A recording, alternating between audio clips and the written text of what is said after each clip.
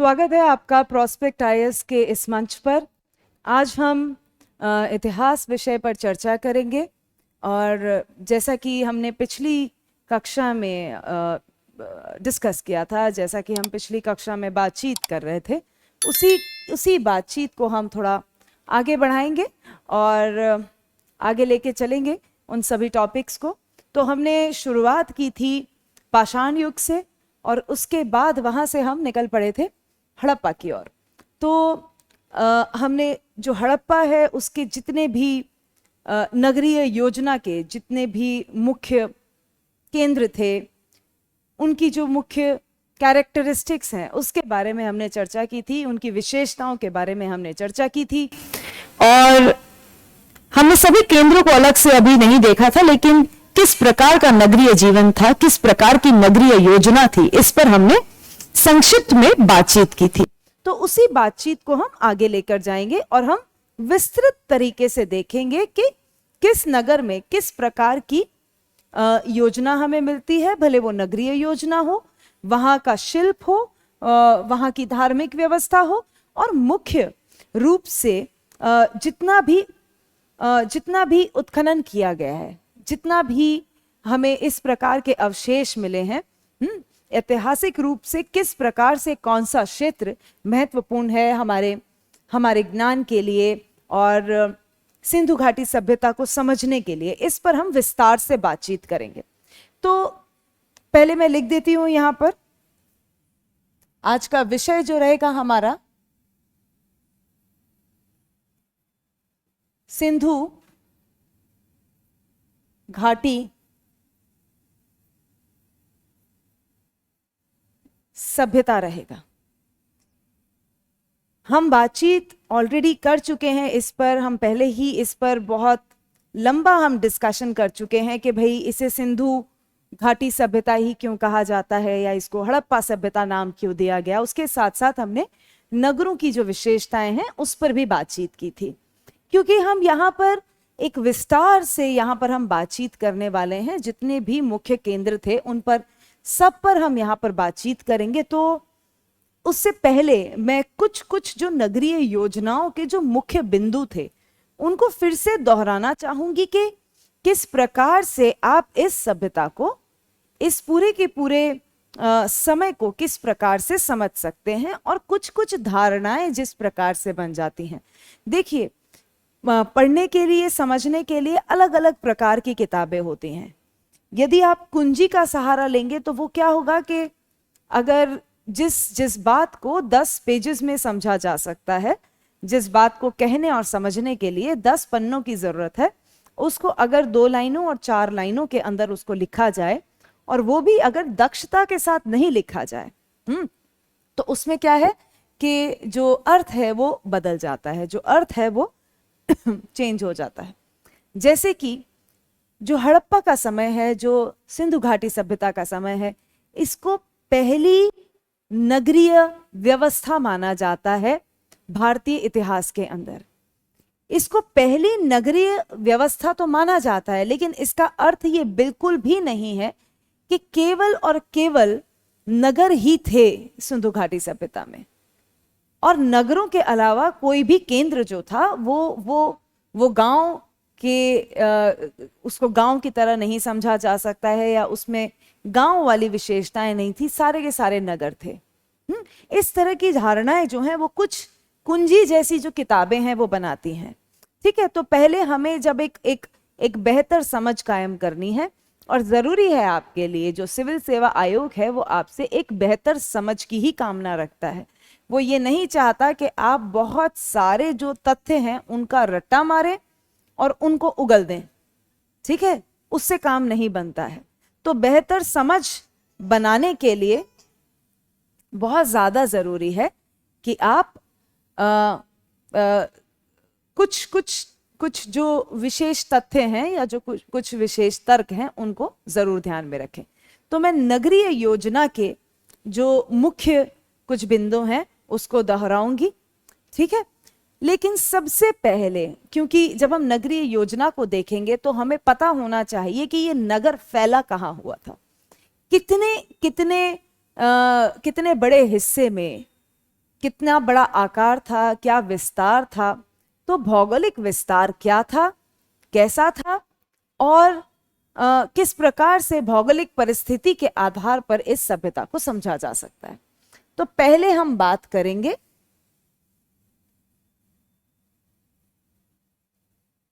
भौगोलिक विस्तार की। भौगोलिक विस्तार की बात करेंगे कि कितना फैला हुआ है, कहां हुआ। इसके लिए आपको एक मैप जो है अभी स्क्रीन पर दिखाई दे रहा होगा। एक नक्शा आपको दिखाई दे रहा होगा, जिसके अंदर आप देखेंगे कि जो उत्तरी पश्चिमी जो हिस्सा है हिंदुस्तान का, वहां से लेकर पूरे पश्चिमी हिस्से तक, गुजरात तक, और गुजरात और राजस्थान और पंजाब के ऊपरी हिस्से, पाकिस्तान का सिंध हिस्सा और कुछ हिस्सा अफगानिस्तान का, वहां तक आपको ये व्यवस्था जो है इसका विस्तार मिलता है। तो अगर वर्तमान समय में अगर हम बात करें तो 3 देशों में इस सभ्यता का विस्तार, भौगोलिक विस्तार है। तो ये भौगोलिक विस्तार जो है वो 3 स्थानों पर है। भारत में है, पाकिस्तान में है और अफगानिस्तान में भी है। ये 3 स्थानों पर, इन 3 देशों पर हम देखते हैं कि विस्तार है इस सभ्यता का। भारत और पाकिस्तान में बहुत सारे केंद्र हैं इस सभ्यता से जुड़े हुए, जबकि अफगानिस्तान में 2 मुख्य केंद्र हमें दिखाई देते हैं। एक तो है मुंडीगाक,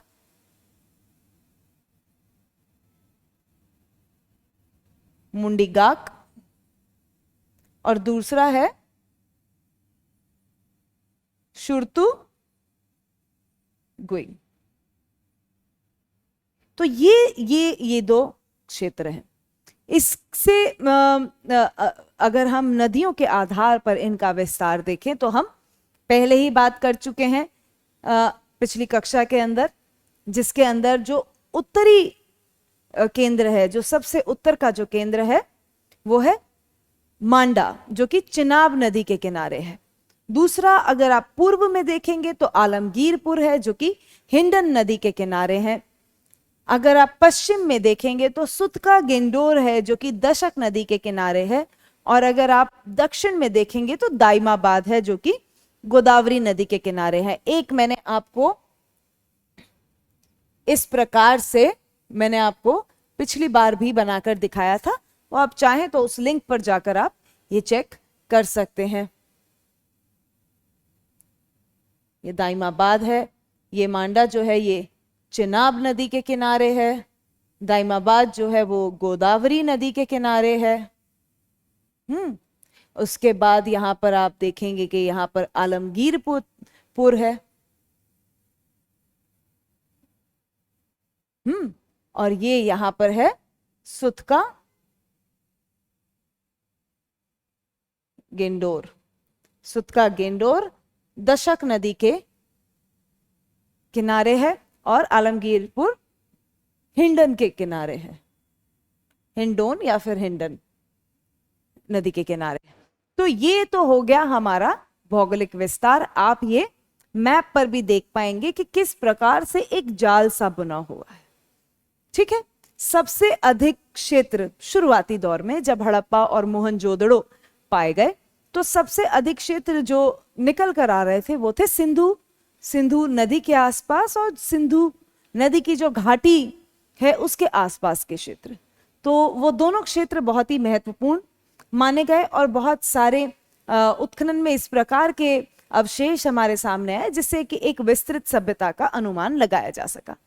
ठीक है, उसके बाद हम देखते हैं कि बहुत सारे जो केंद्र थे वो निकल कर आना शुरू हुए घग्गर हाकरा का जो नदियों की घाटी है वहां पर, या फिर जिसको सरस्वती नदी का भी मार्ग माना जाता है, जिसके इस प्रकार के प्रमाण तो अभी तक हमें नहीं मिले हैं, लेकिन वो उसको इस प्रकार से अगर ऋग्वेदिक काल के ग्रंथों को देखा जाए उस हिसाब से वो सरस्वती नदी का क्षेत्र है और वहां से भी बहुत सारे जो क्षेत्र हैं वहां से पाए गए हैं। तो एक तरह से आप देखेंगे जो आपको अभी ध्यान में रखना है परीक्षा के दृष्टिकोण से, वो ये विस्तार है। इस प्रकार से आप इसको ध्यान में रख सकते हैं, ठीक है।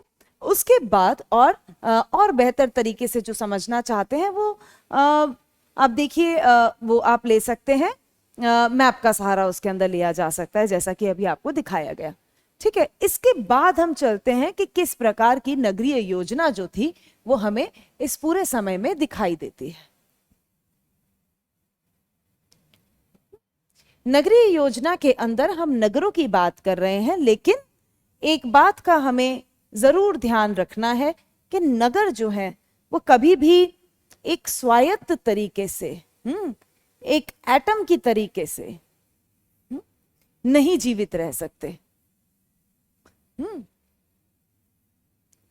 एटम के तरीके से कहने का मतलब है कि जैसे कि एक अणु होता है, जो सबसे छोटी इकाई किसी भी वस्तु विशेष की होती है वो होती है अणु, और वो अकेला भी जीवित रह सकता है। अगर आपको याद होगा बचपन में जब आप ठोस पदार्थ, द्रव्य पदार्थ और गैस पदार्थ को जब आप समझते होंगे तो वहां पर कि अणु कितने सघन होते हैं इस पर बातचीत की जाती है। तो जो नगर है, नगर कभी भी किसी एक बिंदु की तरह खुले आसपास उसके साथ कुछ भी जुड़ा नहीं है, उस तरह से नहीं हो सकता है। नगर जो होते हैं वो निर्भर होते हैं दूसरे क्षेत्रों पर जो नगर नहीं बन पाए हैं, जिनका नगरीकरण नहीं हुआ है, उन क्षेत्रों पर निर्भर होते हैं। क्योंकि जो नगर नहीं है, जहां गांव है, वहां से कुछ सामान कच्चे माल के स्वरूप में आएगा, उसको एक पूरा रूप दिया जाएगा और उसके बाद वो नगरों तक पहुंचेगा और नगरों में जाकर वो बिकेगा। नगरों के अंदर रहने वाली जनता को भी गांव की जरूरत है और गांव वाली जनता को नगरों की जरूरत है। तो अब हम यहां देखते हैं कि जो हड़प्पा का समय था, जो हड़प्पा की नगरीय व्यवस्था थी, वो नगरीय योजना तो हमें वहां दिखाई देती है, लेकिन इसका अर्थ ये नहीं था कि पूरा का पूरा संपूर्ण सभ्यता का क्षेत्र नगरीय चरित्र का था। संपूर्ण सभ्यता का चरित्र नगरीय नहीं था।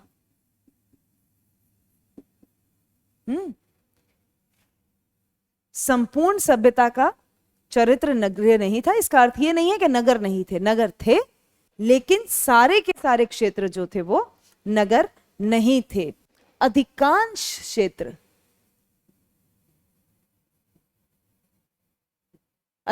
क्षेत्र गांवों से भरा हुआ था।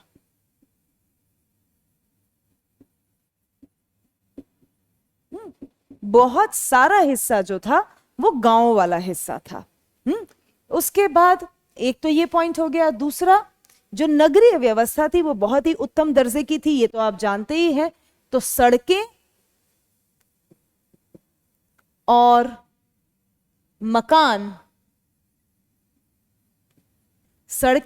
मकान ग्रिड शैली में बनाए गए थे।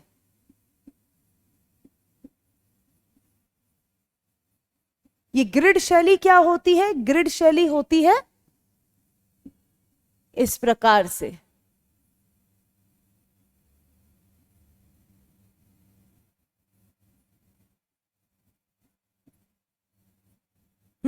इस प्रकार से ग्रिड शैली में बनाए गए थे कि जो सड़कें और घर जो थे वो एक दूसरे को, या फिर वो उस तरह उनको प्लेस किया गया था कि वो समकोण पर एक दूसरे को काटती थी।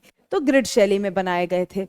दूसरा क्या है? तीसरा एक इंपॉर्टेंट पॉइंट है हमारे पास कि ईंटें किस प्रकार की थी। ईंटों को अगर आप देखेंगे तो दो प्रकार है, कच्ची ईंटें और ये पक्की ईंटें। तो हम दोनों का प्रयोग देखते हैं।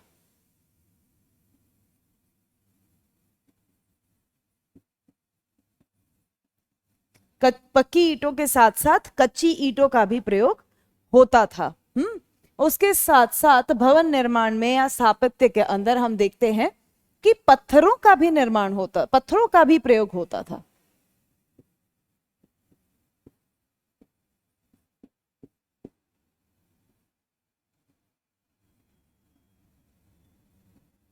पत्थरों का भी प्रयोग होता था। पत्थरों का प्रयोग मुख्य तरफ से होता था जैसे कि नालियां बनाने में,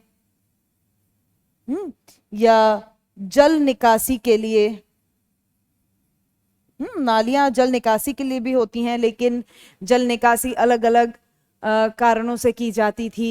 एक जो प्रयुक्त किया गया जल था उसकी निकासी के लिए, लेकिन एक साथ साथ में एक दूसरा भी जो बारिश से जल इकट्ठा होता था उसकी निकासी के लिए भी, और साथ साथ में कुएं बनाने के लिए भी इसका प्रयोग होता था। जबकि हमें सभ्यता के अंदर ये खास बात है कि हमें बहुत ज्यादा कुएं नहीं मिलते हैं। बहुत सारे ऐसे जो जल व्यवस्था थी या जल को बचाए रखने की एक बहुत ही सुसंगठित रूप से बनाई गई एक व्यवस्था तो हमको मिलती है, लेकिन हमें बहुत ज्यादा कुएं नहीं मिलते हैं जल का संचय करने के लिए या जल को ढूंढने के लिए। उसके साथ साथ हम देखते हैं कि किलों के अंदर भी इसका प्रयोग होता था, किलेबंदी करने के लिए भी। जैसे कि धोलावीरा के अंदर जो किला है उसके अंदर पत्थरों का प्रयोग किया गया है। वहां जो एक बहुत बड़ा कुआं पाया गया है उसके अंदर भी इन्हीं पत्थरों का प्रयोग किया गया है। उसके बाद हम देखते हैं कि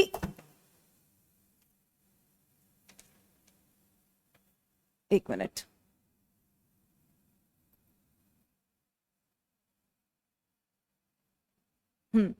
जो मकान थे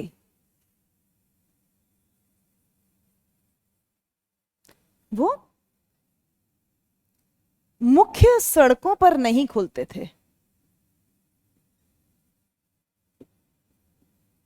मुख्य सड़कों पर नहीं खुलते थे, बल्कि पिछले पिछले या पीछे की तरफ खोले जाते थे, जहां सड़कें बहुत ही पतली होती थी। यदि कुछ मकान आगे की तरफ खुलते थे या सामने की तरफ खुलते थे तो उनको अपवाद माना जा सकता था। साथ साथ में हम देखते हैं कि वहां पर कुछ इस प्रकार के भी प्रमाण है कि हो सकता है कि वहां 2 मंजिले मकान जो है वो भी हो, और ये 2 मंजिले मकान हमें मिलते हैं मोहन जोदड़ो से। मोहन जोदड़ो से इसके इस प्रकार के अवशेष मिलते हैं, क्योंकि दीवारें जो हैं वो इतनी बड़ी है तो ये अनुमान लगाया है पुरातात्विदों ने कि हो सकता है कि ये 2 मंजिलों के मकान भी हो। साथ साथ में हम देखते हैं कि ये बहुत ही सफाई पसंद लोग थे। सफाई को ये बहुत ज्यादा पसंद करते थे। सफाई पसंद लोग थे। बहुत ही आसान तरीके से मैं ये आपको समझा रही हूं, ठीक है। तो इसके अंदर आप देखेंगे ये सफाई पसंद का मतलब क्या है कि हम हर जगह यहाँ पर देखते हैं, एक तो जल निकासी की व्यवस्था बहुत अच्छी थी, ठीक है, स्नानागार थे,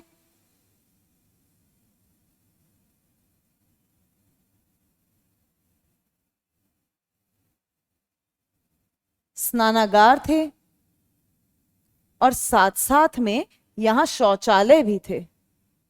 और कुछ मकान इस प्रकार से मिले हैं जहां हर मकान के अंदर शौचालय बनाया गया था। तो आप समझ सकते हैं कि किस प्रकार की व्यवस्था जो थी वो घरों के अंदर थी। साथ साथ में आप देखेंगे कि इसी के लिए जल की व्यवस्था संपूर्ण तरीके से आसानी से वृहद स्तर पर की गई थी। इसलिए हम देखते हैं कि यहाँ कुओं की संख्या तो कम है, लेकिन पानी की कमी इस प्रकार से नहीं देखी जाती है, क्योंकि लोग जो थे बहुत एक वृहद, वहां पे हम देखते हैं कि नहाने की व्यवस्था भी थी और सफाई के प्रति भी बड़े ही सचेत थे। तो ये मुख्य कुछ बिंदु हैं जिनको आपको ध्यान में रखना है जब आप सभ्यता को गहराई से समझने लगेंगे। अब हम एक एक करके जितने भी केंद्र थे उन पर हम अपनी बातचीत शुरू करेंगे। सबसे पहला केंद्र जो हड़प्पा का मिलता है, या सबसे पहला जो हड़प्पा का क्षेत्र मिलता है वो था हड़प्पा, ठीक है। तो सबसे पहला जो क्षेत्र मिलता है वो है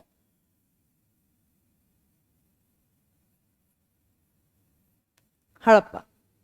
हड़प्पा पंजाब प्रांत में, पंजाब प्रांत के रावी नदी के किनारे स्थित।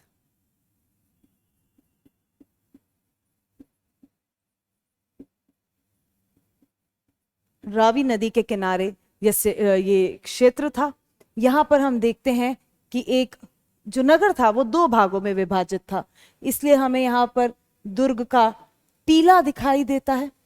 टीले का मतलब है कि जो दुर्ग बनाया गया था या जो ऊपरी हिस्सा था इस केंद्र का, वो थोड़ा सा ऊंचाई पर था, इसलिए दुर्ग का टीला उसको कहा जाता है। साथ साथ में हमें यहाँ पर चबूतरे के अवशेष मिले हैं। इस चबूतरे पर अनाज पीसा जाता था, अन्ना गार के अवशेष मिले हैं जो कि नदी के तट पर ही थे। नदी के तट पर एक अन्नागार बनाया गया था। साथ साथ में हमें यहां पर 16 भट्टियों के प्रमाण मिले हैं। यहां हमें 16 भट्टियों के प्रमाण मिले हैं। ये जो 16 भट्टियां थी, इनका विविध प्रकार से प्रयोग किया जा सकता है, भोजन पकाने के लिए भी या धातु बनाने के लिए भी किया जा सकता है। हमें यहां पर कुछ धातु के भी अवशेष मिले हैं। धातु के अवशेष मिले हैं जिसके आधार पर कहा जा सकता है कि इन 16 भट्टियों का प्रयोग धातु पिघलाने या फिर धातु की वस्तुएं बनाने के लिए मिला है। सामान्य तौर पर अगर आप देखेंगे तो जितने भी इस प्रकार के केंद्र हैं, वहां हमें किसी न किसी प्रकार से जो शवाधान की व्यवस्था है या शवाधान की जो प्रक्रिया है, उसके भी कुछ अवशेष हमें वहां पर मिलते हैं, उसके भी कुछ अवशेष हमें वहां पर दिखते हैं। तो अगर हड़प्पा की हम बात करें तो हड़प्पा का जो दक्षिणी हिस्सा है, हड़प्पा का दक्षिणी जो हिस्सा है, दक्षिण में हमें वहां कब्रिस्तान दिखता है जहां पर शवाधान के प्रमाण हमें मिलते हैं। और इस कब्रिस्तान को सबसे पहला जो कब्रिस्तान मिला उसको R37 कहा जाता था, और उसके बाद जो मिला उसको सिमेट्री H के नाम से जाना जाता है। तो 2 कब्रिस्तान हमें वहां पर मिलते हैं। तो ये मुख्य तथ्य हैं हड़प्पा से जुड़े हुए।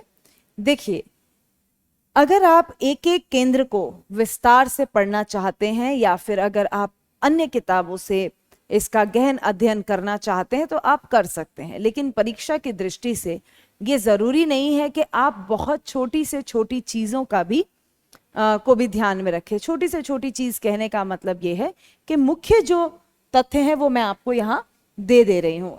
इसके बाहर आपको शायद ही कुछ चीजें मिलेंगी, लेकिन हाँ, इसके अंदर हो सकता है कि ये जो भट्टियों का आकार है वो क्या है, ये कितने मीटर कितने सेंटीमीटर का है, ये कच्ची मिट्टी का है या पक्की मिट्टी का है। चबूतरा जो है वो कच्ची मिट्टी का बनाया गया था, तो ये कच्ची मिट्टी का है, पक्की मिट्टी का है। दुर्ग जो है वो कितना फैला हुआ है। तो इस प्रकार के जो तथ्य हैं इनके इर्द गिर्द, उनमें बहुत ज्यादा जाने की जरूरत नहीं है। इस प्रकार का कभी भी कोई प्रश्न नहीं पूछा गया है जिसके अंदर आपको सेंटीमीटर या इस प्रकार से आकार दे दिया जाए कि किस प्रकार का आकार था क्या नहीं। ठीक है, तो इसके बाद हम चलते हैं जो हमारा दूसरा मुख्य केंद्र है।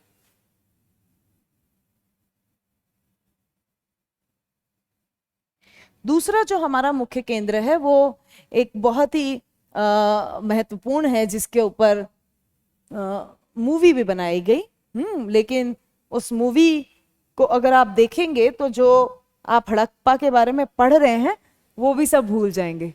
ठीक है, आपको लगेगा कि हड़प्पा तो कुछ और ही था और ये मैम ने कुछ और ही पढ़ा दिया।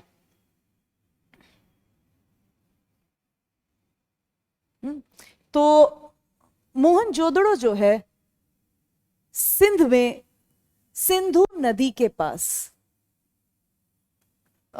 लोकेटेड है। और जो सबसे पहले केंद्र मिले थे मोहनजोदड़ो उनमें से है। इसको मोहन जो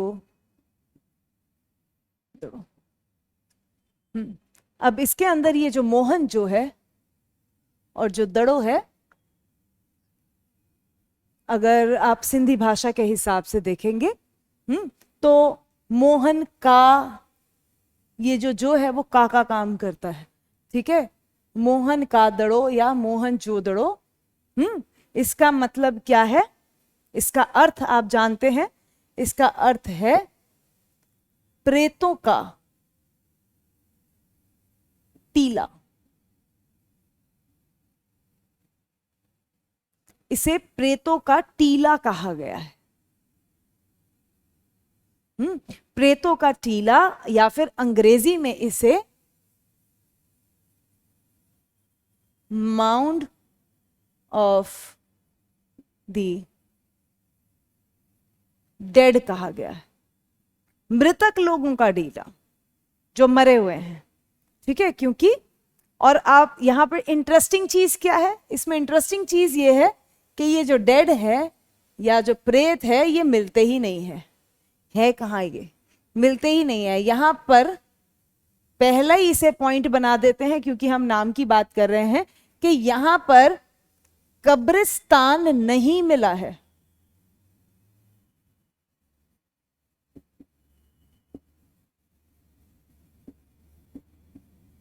यहां कब्रिस्तान नहीं मिला है। जिस प्रकार के कब्रिस्तान या जिस प्रकार का शवाधान हमें यहां जाकर मिलता है, हड़प्पा में मिलता है या बाकी अन्य केंद्रों में भी मिलते हैं इसी प्रकार के शवाधान के अवशेष, लेकिन हमें यहां पर नहीं मिला है। तो आप देख लीजिए, जो कि नाम है, ठीक है, नाम बड़े और दर्शन छोटे।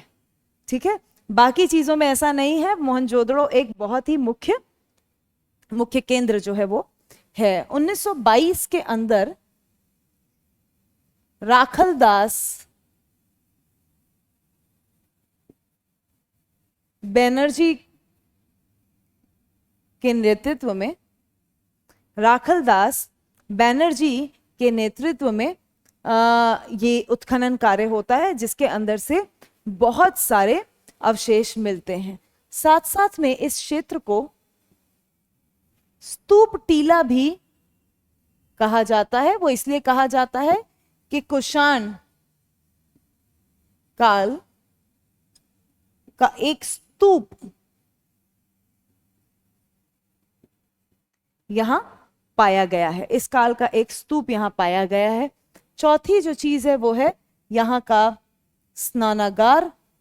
एक बहुत ही बड़ा, बहुत ही विस्तृत स्नानागार हमें यहां पर मिलता है। और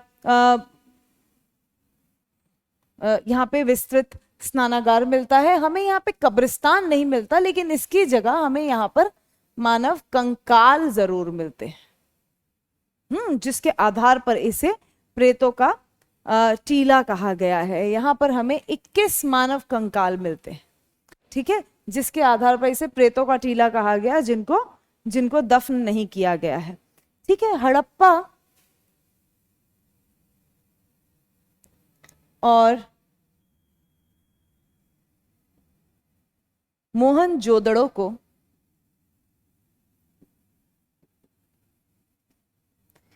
हड़प्पा और मोहनजोदड़ो को जुड़वा राजधानियां कहा गया है।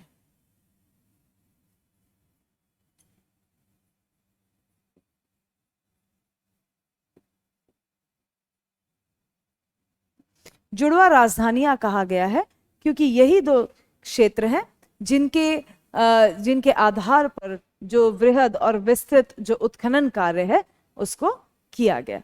ठीक है, तो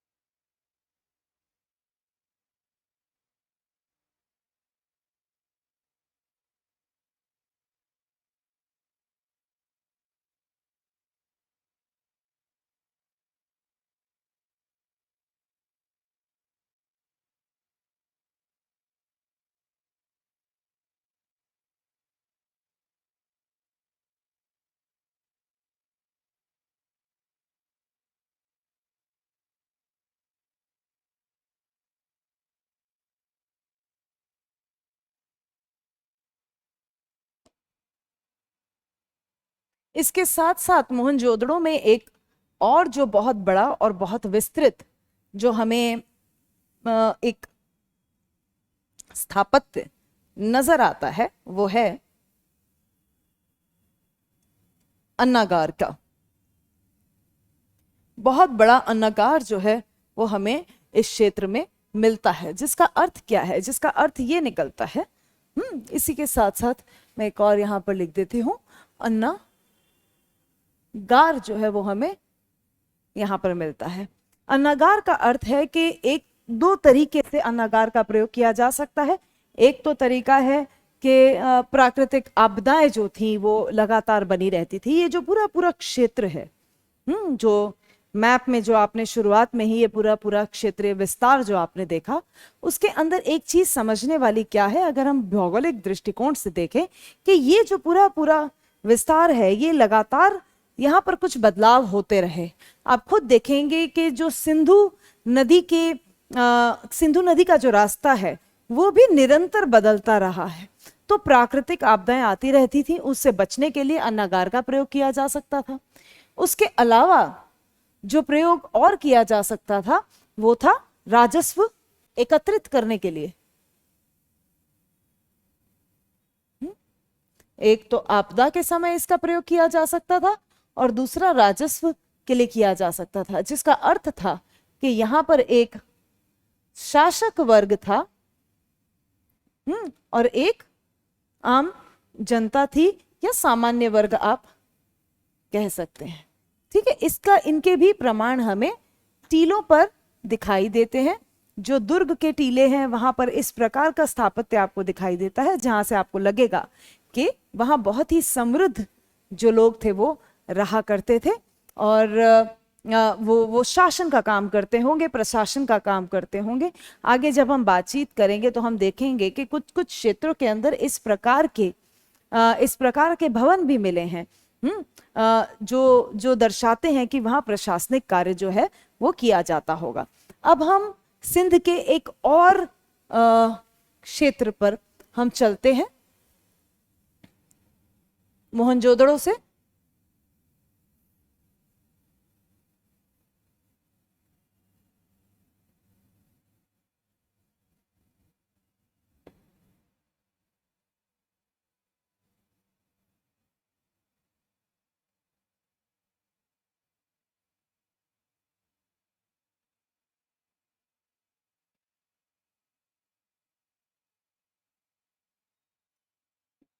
चान्हू दड़ो।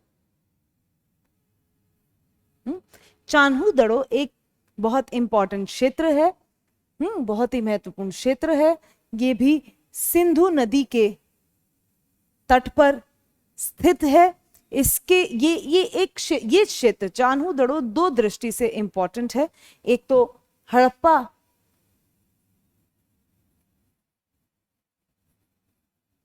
सभ्यता की दृष्टि से, और उसके बाद हम देखते हैं उत्तर हड़प्पा सभ्यता की दृष्टि से। हड़प्पा सभ्यता के विघटन के बाद, हड़प्पा सभ्यता के समाप्त होने के बाद हम देखते हैं कि छोटी छोटी संस्कृतियां जो हैं वो इस विस्तार के अंदर अलग अलग जगह वो संस्कृतियां जो हैं वो पनपती हैं, वो बनती हैं। तो उनके अंदर से चान्हू दड़ो का जो क्षेत्र है वहां पर भी हम देखते हैं कि कुछ ताम्रयुगीन संस्कृतियां जो हैं वो जन्म लेती हैं। और ये जो ताम्रयुगीन संस्कृतियां हैं ये एक छोटे छोटे क्षेत्र तक ही सीमित रहती हैं, जैसे कि सोथी हो गई, कुल्ली हो गई। इनके बारे में भी हम आगे बातचीत करेंगे। ये जो सबसे, इसके साथ साथ हम यहाँ पर एक एक पॉइंट से अगर हम करना शुरू करें तो पहला तो ये सिंधु नदी के निकट बसा हुआ ये एक क्षेत्र था, एक केंद्र था। यहाँ पर हमें मनके बनाने का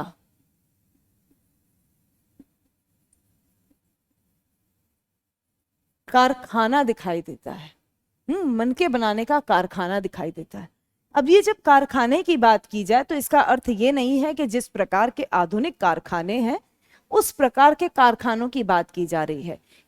यहां पर इसका अर्थ ये निकलता है कि एक अच्छी संख्या के अंदर जो दस्तकार थे या शिल्पकार जो थे वो इस काम को करते थे।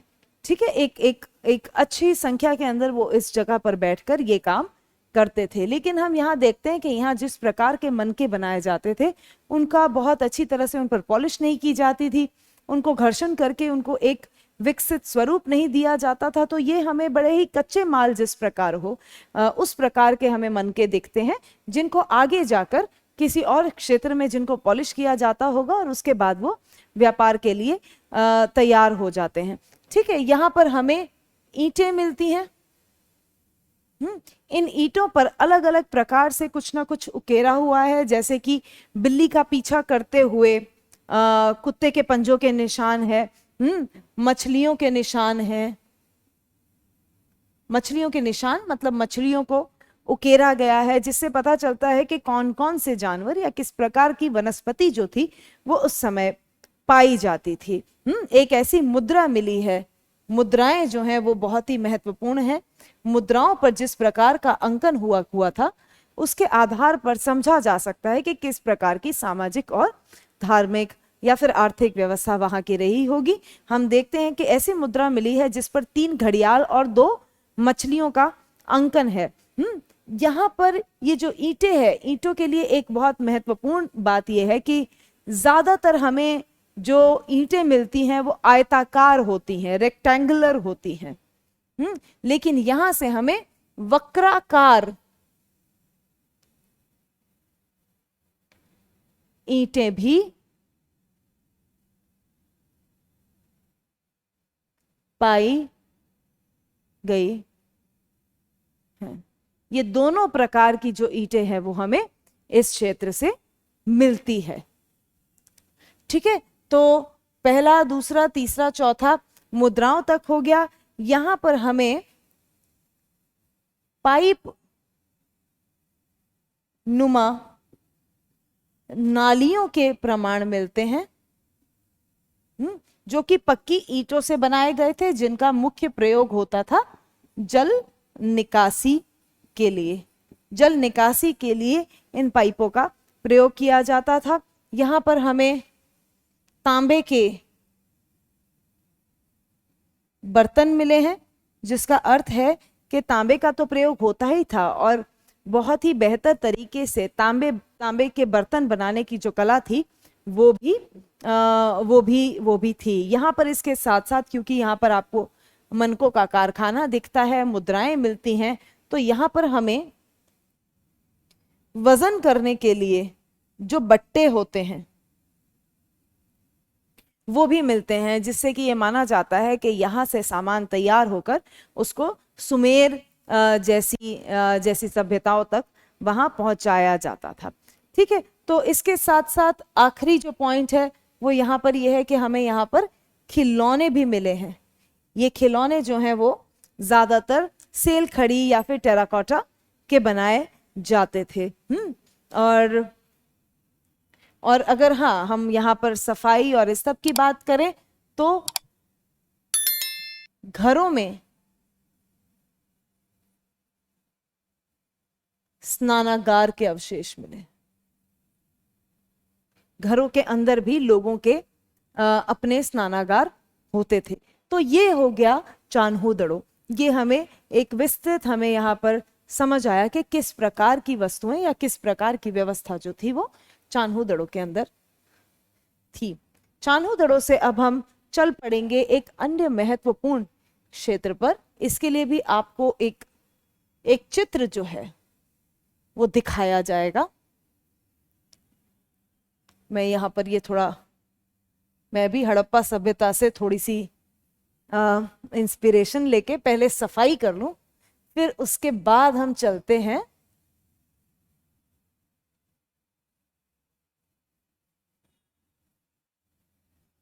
अगले केंद्र पर।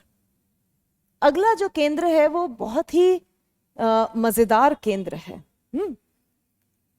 जिसका नाम है लोथल।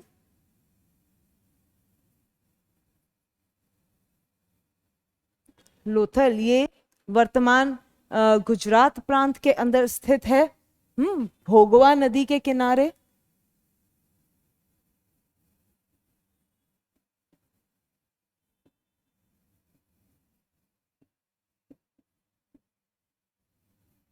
भोगवा नदी के किनारे ये स्थित है।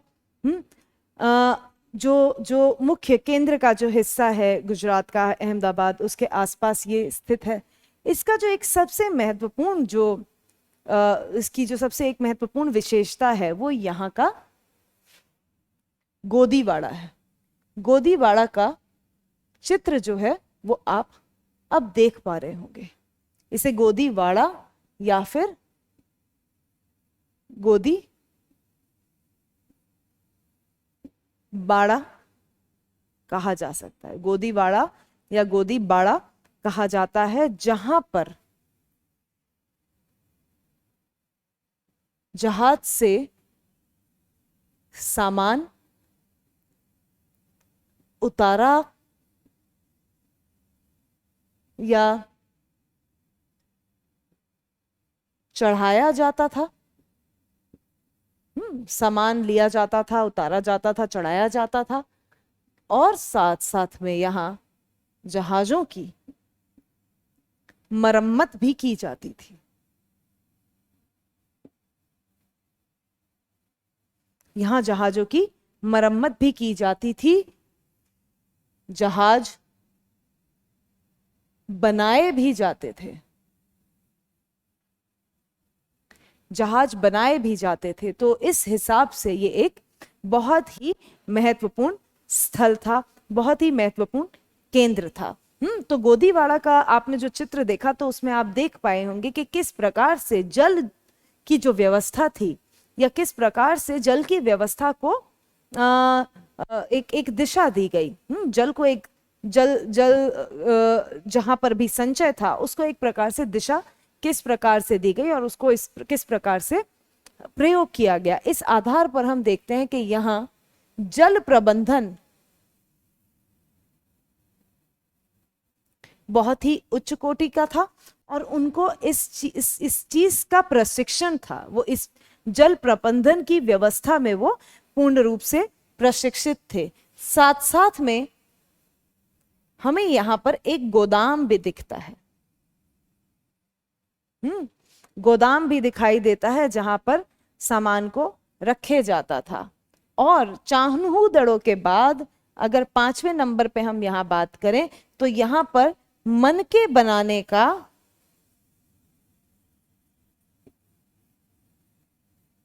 उत्कृष्ट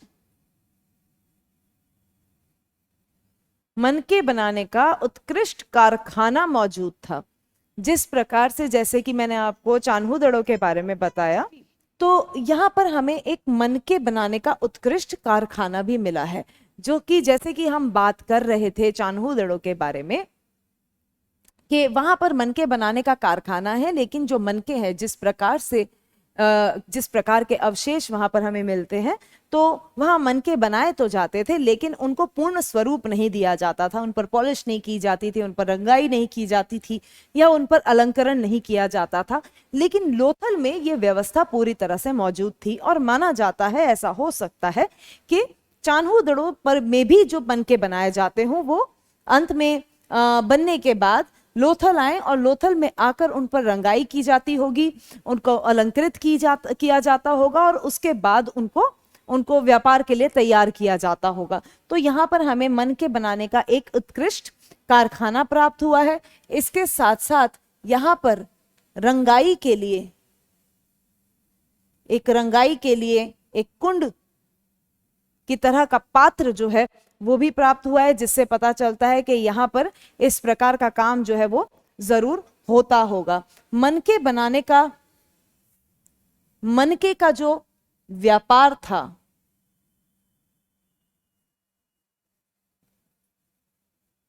मनके का व्यापार जो था वो माना जाता है कि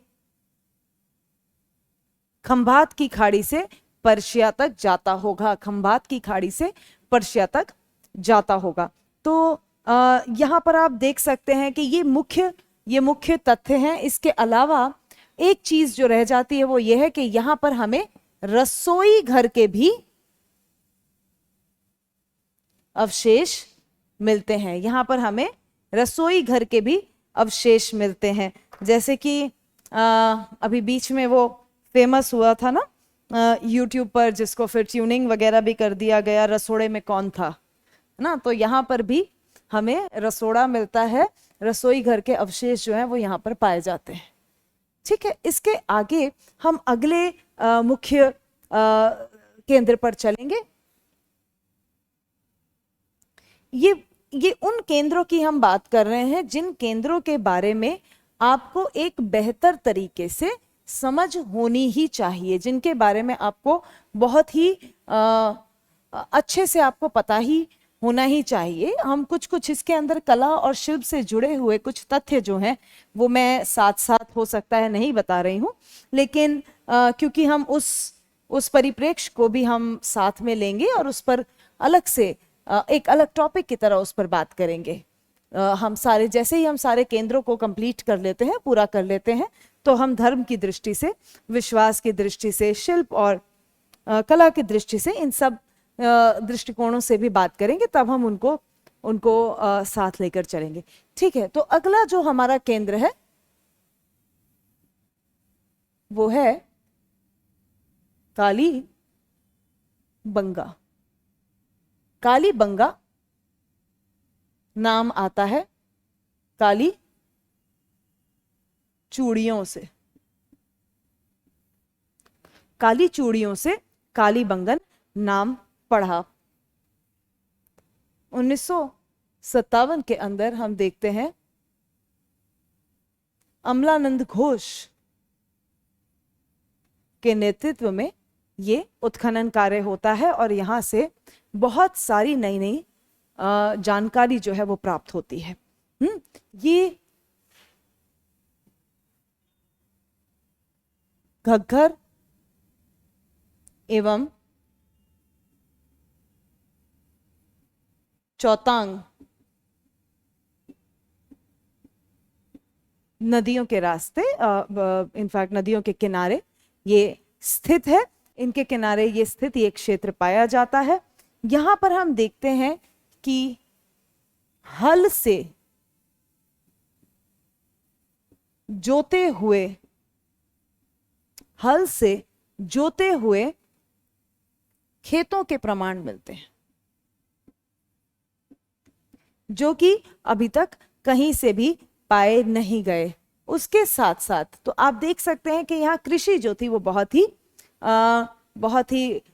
उत्तम अवस्था के अंदर यहाँ होती होगी, या उस प्रकार के प्रमाण जो हैं वो हमें यहाँ से मिलते हैं। तो हम देखते हैं कि 2 या 1 से अधिक 2 या 1 से अधिक हम यहाँ पर देखते हैं अनाज को बोए जाने के प्रमाण मिलते हैं। 2 अनाजों को साथ साथ बोया जाता है। यहाँ पर ऊपरी जो टीला है वहां पर दुर्ग के प्रमाण मिलते हैं। दुर्ग बना हुआ था। अग्निकुंड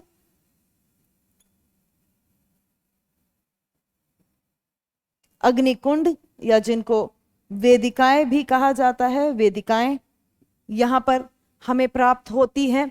यहां पर साथ साथ में शवाधान के भी उदाहरण मिले हैं और शव विसर्जन के भी उदाहरण मिले हैं।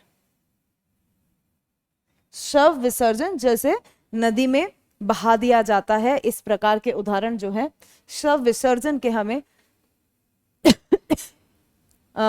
37 उदाहरण मिले हैं। शवाधान पर अगर हम आए तो यहां पर युग्ल शवाधान के प्रमाण मिलते हैं, जो कि हमें कहीं पर भी इस प्रकार के युग्ल समाधान नहीं मिले, शवाधान नहीं मिले। उसके साथ मकान जिस प्रकार के बनाए जाते थे, उसके अंदर कच्ची ईंटों का भी प्रयोग हमें मिलता है। यहाँ के जो मकान थे उसमें मुख्यतः कच्ची ईंटों का प्रयोग किया गया। उसके साथ साथ हम यहाँ पर जहां पर भी अगर आप देखेंगे जल निकासी की जो व्यवस्था थी वो इस सभ्यता के लगभग सभी क्षेत्रों के अंदर हमें मिलती है। अगर हम उत्तर हड़प्पा काल के कुछ क्षेत्रों को हटा दें, क्योंकि वहां पे धीरे धीरे जिस तरह से सभ्यता के कुछ कुछ जितने भी विशेषताएं थी उनका जिस प्रकार से विघटन होने लगता है, उसके बाद हो सकता है कि इस प्रकार की विशेषता हमें ना मिले।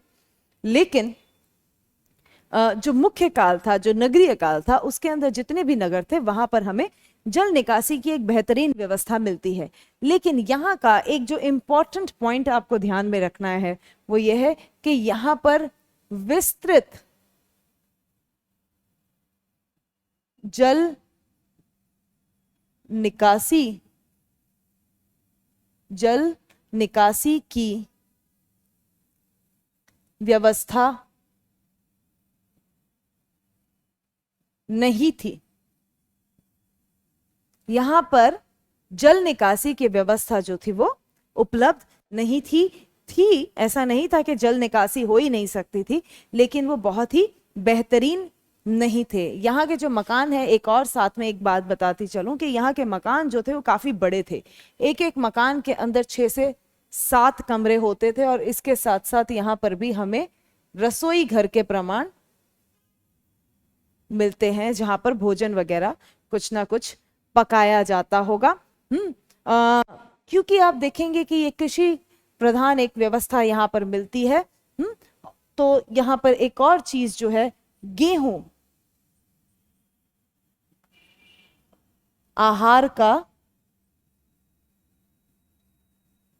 मुख्य स्रोत बन जाता है।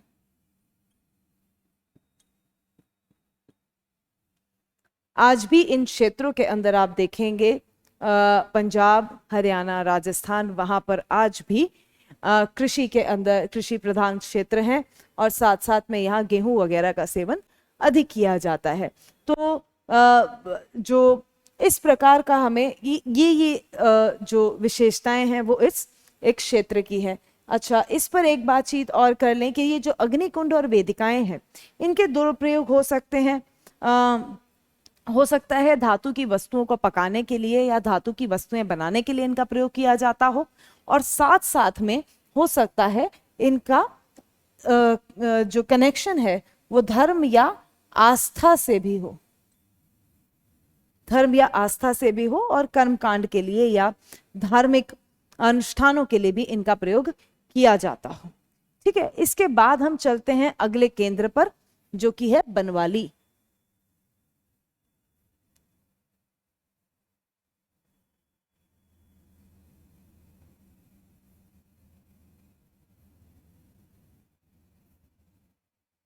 बनवाली वर्तमान हरियाणा प्रदेश के अंदर आता है, और यहां से भी हमें कुछ कुछ नई जानकारी जो थी वो इस सभ्यता के बारे में मिलती है। जिसे बनवाली कहा जाता है। ये हिसार जिले में थी, और ये इसकी खोज जो है वो थोड़े से आगे के समय में होती है। 1970 के दशक में इसको खोजा जाता है, 1974 में ये मिलती है, और यहाँ पर भी हमें बहुत सारे खेती से जुड़े हुए कुछ प्रमाण जो है वो मिलते हैं। बनवाली तो ये हरियाणा के हिसार जिले में मिलती है, और ये 1974 के अंदर इसका उत्खनन किया गया या इसको खोज निकाला गया।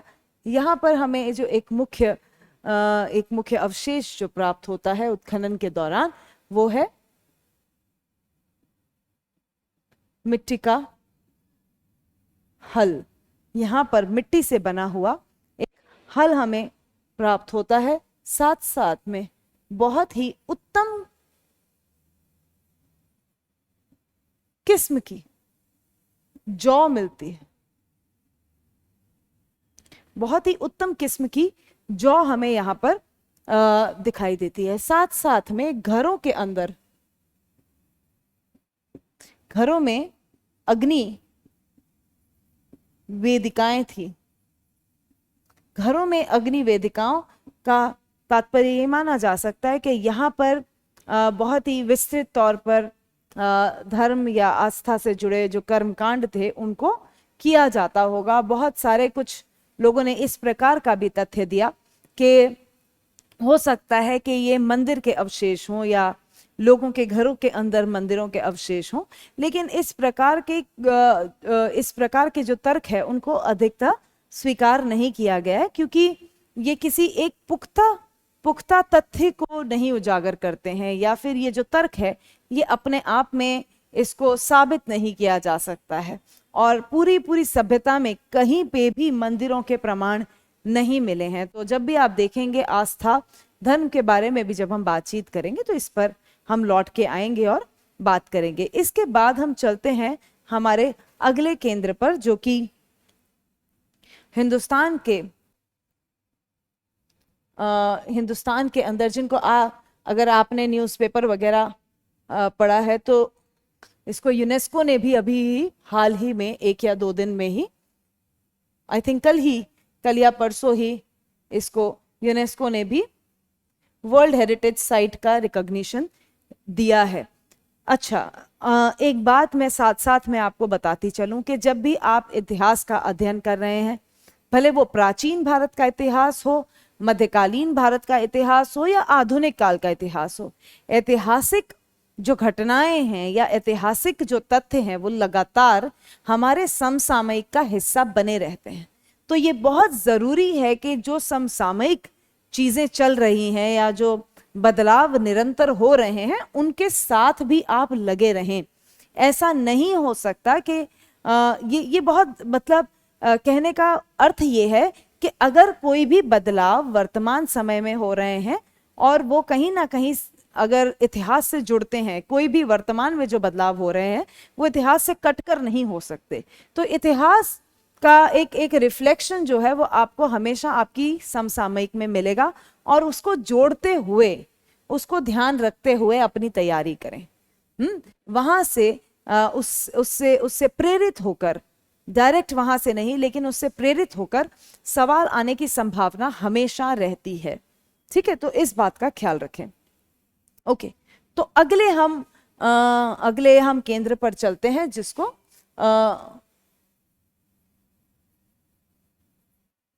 जिसके बारे में हम बातचीत कर रहे थे, धौलावीरा। धौलावीरा जो है ये कच्छ प्रदेश के अंदर स्थित है। कच्छ प्रदेश गुजरात, उसके अंदर धौला का अर्थ होता है सफेद और वीरा का अर्थ होता है कुआं। क्योंकि वहां एक सफेद मिट्टी का कुआं मिला है, इसीलिए इस क्षेत्र को धौलावीरा कहा जाता है। तो धौलावीरा का जो एक इम्पॉर्टेंट महत्वपूर्ण पहलू है कि ये खादिर नामक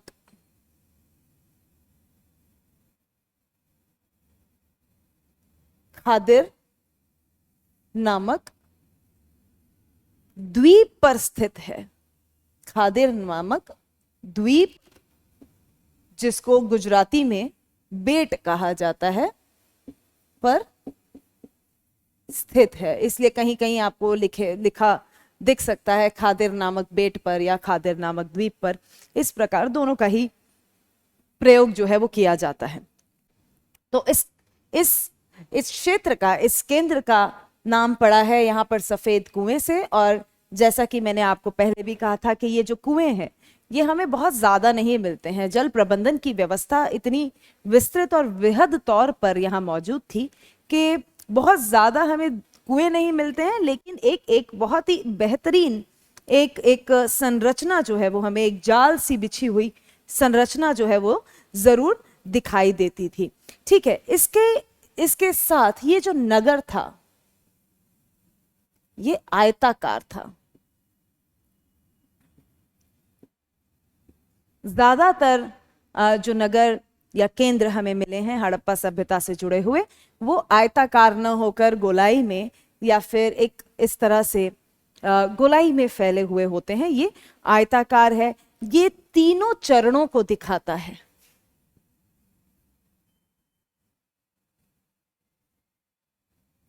ये तीनों चरणों को प्रदर्शित करता है, प्रारंभिक काल को भी, मध्यकाल को भी और उत्तर हड़प्पा काल को भी। मध्यकाल अर्थात नगरीय काल को भी और उत्तर हड़प्पा काल को भी। यहाँ पर हम देखते हैं समकोण पर काटती हुई सड़कों और मकानों के प्रमाण हमको दिखाई देते हैं। यहाँ पर एक जो बहुत ही महत्वपूर्ण ध्यान रखने वाली जो चीज हमें मिलती है, एक जो बहुत ही महत्वपूर्ण विशेषता है इस क्षेत्र की है, वो है क्रीड़ागार,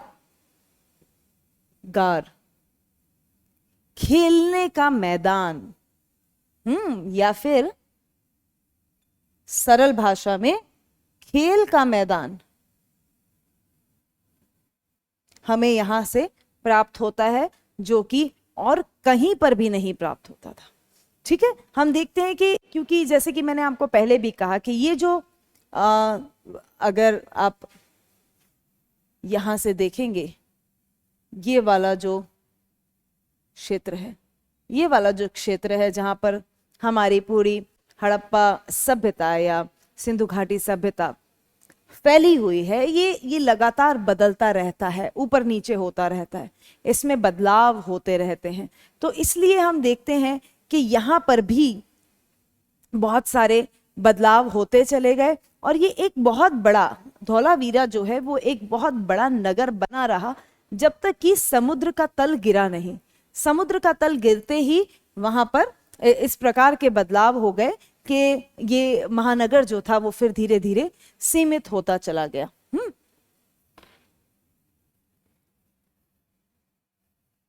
ये क्षेत्र शिल्प की दृष्टि से भी बहुत ही उन्नत था। हमें यहाँ पर एक नेवले की पत्थर की मूर्ति मिली है।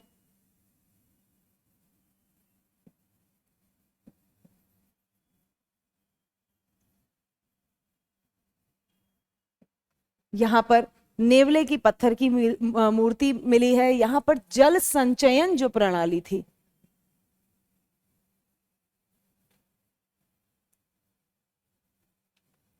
वो बहुत ही विकसित तरीके से फैली हुई थी। यहाँ के जो लोग थे वो बांध बनाने और जलाशयों में पानी संग्रहित किस प्रकार किया जाए इसको बहुत ही बेहतर तरीके से जानते थे, बांध बनाने में सक्षम थे और बांध बनाना जानते थे और साथ साथ में किस प्रकार से जलाशयों में संचयन किया जाए या जलाशय किस प्रकार बनाया जाए इसको बहुत ही बेहतर तरीके से जानते थे।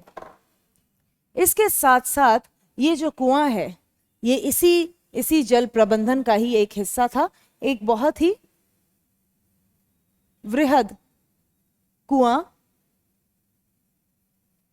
यहां पर हमें इस समय मिलता है और ये जो कुआं था इसकी एक खासियत ये थी कि ये पत्थरों से बना हुआ था जिस पर सफेद रंग की रंगाई की गई थी। इसके साथ साथ एक और जो महत्वपूर्ण यहाँ पर एक चीज मिलती है जिसका प्रयोग पूरी हड़प्पा सभ्यता को समझने के लिए किया जा रहा है लेकिन निष्कर्ष पर नहीं पहुंचे हैं। यहाँ पर हमें एक साइन बोर्ड मिलता है।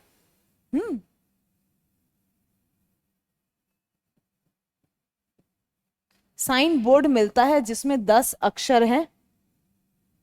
एक एक अक्षर जो है वो 37 सेंटीमीटर का है।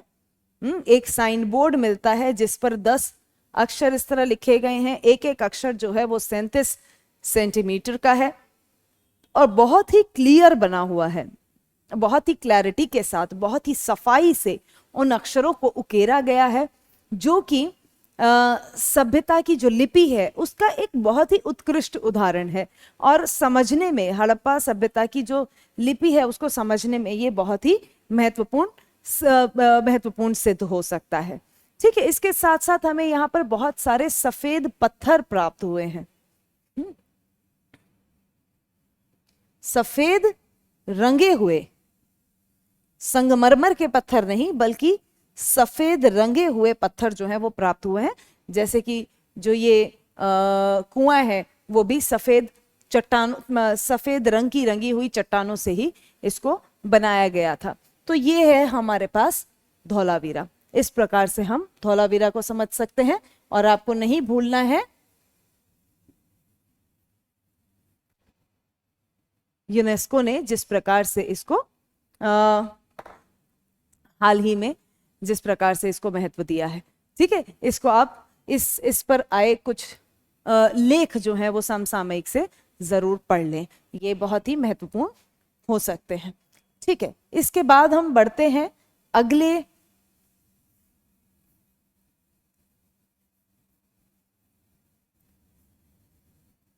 केंद्र पर। अगला केंद्र भी बहुत इंपॉर्टेंट है क्योंकि वो पूरी संपूर्ण हड़प्पा सभ्यता का सबसे बड़ा केंद्र है। जब यहाँ पर ये हरियाणा में स्थित है, जब यहाँ पर उत्खनन कार्य शुरू हुआ तो लगता था कि केवल और केवल उत्तर हड़प्पा काल जो है वही यहाँ पर प्रदर्शित हो पाएगा, लेकिन बाद में इस चीज की समझ बनती है कि नहीं, ऐसा नहीं है।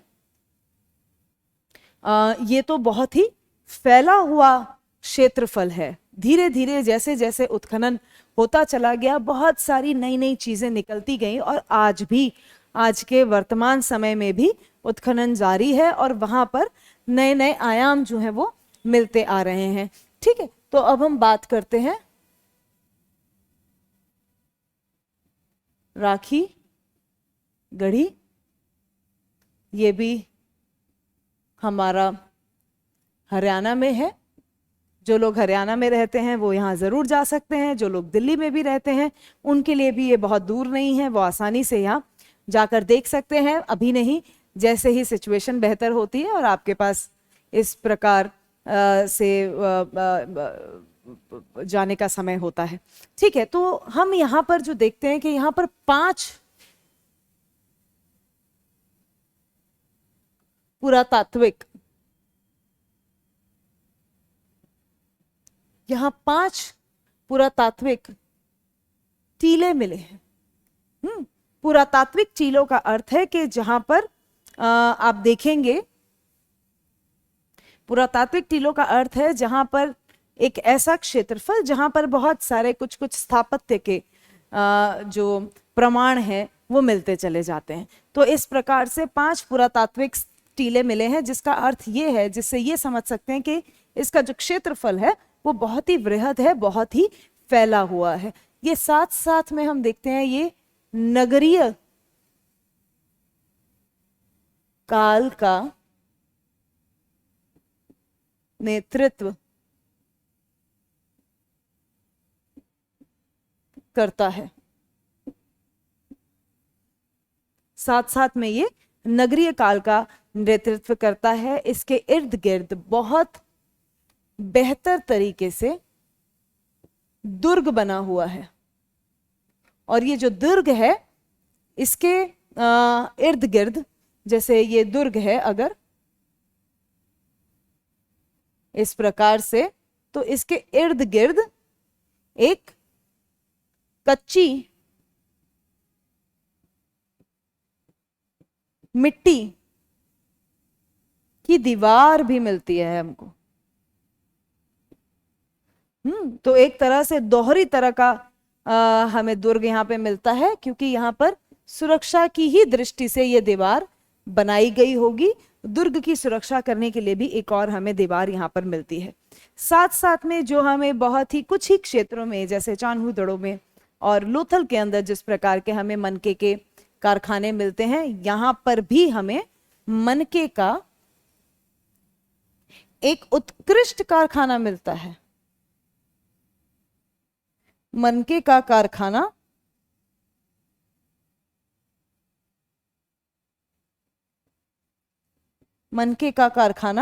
हमें यहां पर भी मिलता है और बहुत ही उत्कृष्ट तरीके से ये बनाए जाते होंगे। और यहाँ पे कारखाने के अंदर भी हमें कुछ कुछ प्रमाण मिलते हैं, जैसे कि घर्षण पत्थर,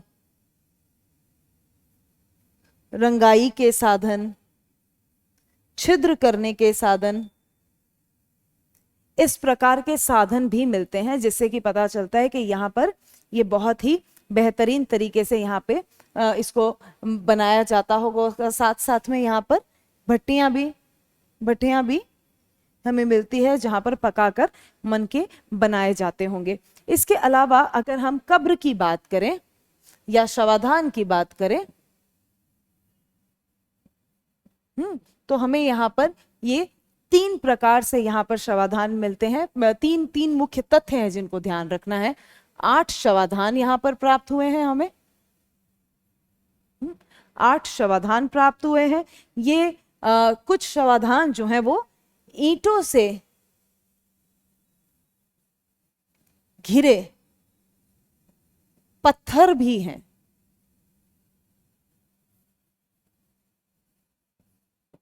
ईंटों से घिरे पत्थर, एक गड्ढा है जिसके अंदर शव को रखा गया है, उस पर मिट्टी डाल दी गई है और उसके इर्द गिर्द ईंटें लगा दी गई हैं। इस प्रकार के शवाधान भी हमें यहाँ पर मिलते हैं। और तीसरा जो तथ्य महत्वपूर्ण है, यहाँ पर हमें लकड़ी का ताबूत भी प्राप्त हुआ है। तो यहाँ पर हमें समझने के लिए एक और जो तथ्य मिलता है वो ये है कि यहाँ पर विचारों में, आस्था में, धर्म में विविधता थी। यहाँ विविधताएं विद्यमान थी, इसलिए अलग अलग तरह के मानक, अलग अलग तरह की आस्थाएं जो थी वो शवाधान से भी जुड़ी रही। इसके साथ साथ हम देखते हैं कि यहाँ पर बहुत सारे सार्वजनिक भवन जो हैं वो भी मिले हैं और कुछ ऐसे कमरे दिखाई देते हैं जहां पर माना जाता है कि हो सकता है कि वहां पर किसी प्रकार का प्रशासनिक कार्य जो है वो किया जाता रहा होगा।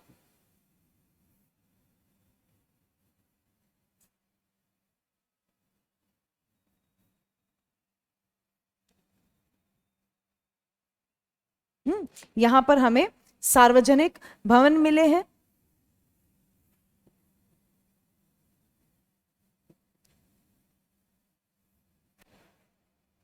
जैसा कि मैंने आपको पहले भी कहा था, ये नगरीय क्षेत्र था, लेकिन ऐसा जरूरी नहीं कि सारे नगरों के अंदर पकी हुई ईंटों का प्रयोग हो और कच्ची ईंटों का प्रयोग ना हो उस प्रकार से। तो इसके अंदर जबकि ये एक नगरीय व्यवस्था का प्रतिनिधित्व करता है, लेकिन तब भी हमें यहाँ पर कच्ची ईंटों का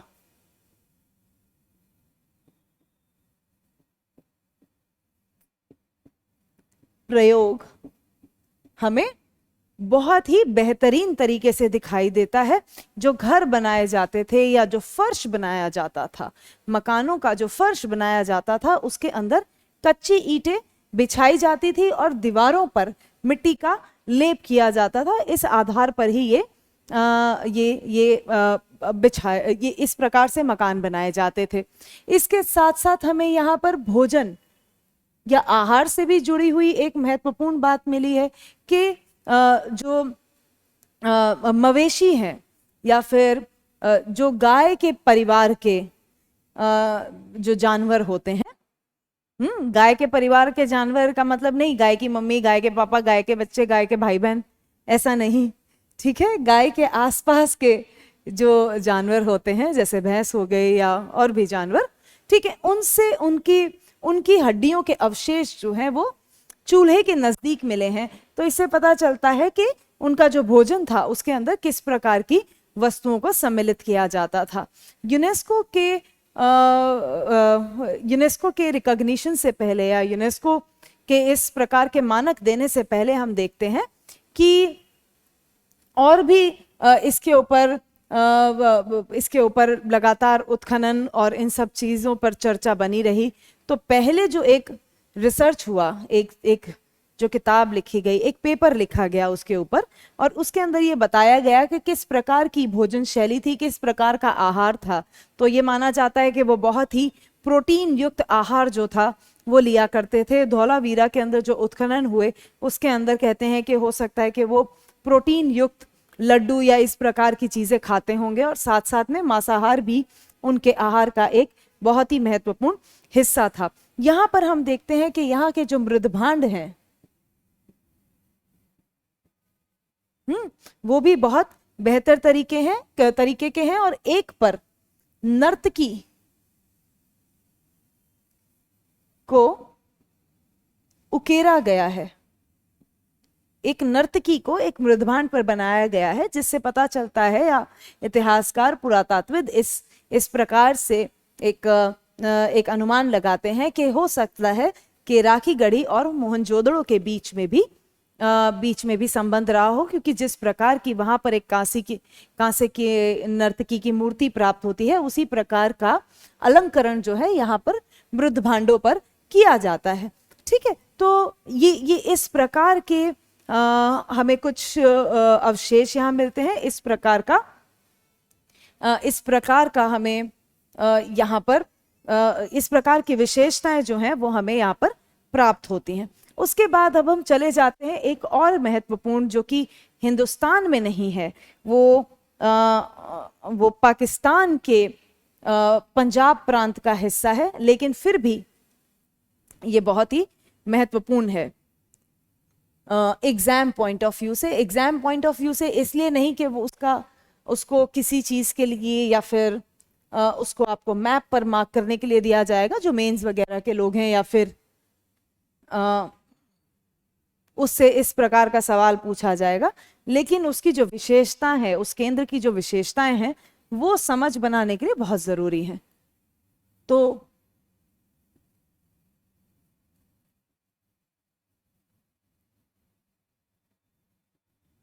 अल्लादीनो, ये कराची के नजदीक हड़प्पा सभ्यता का एक छोटा सा केंद्र है।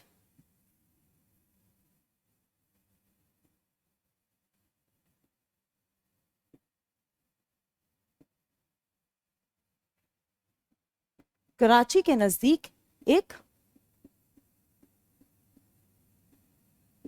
छोटा सा केंद्र है।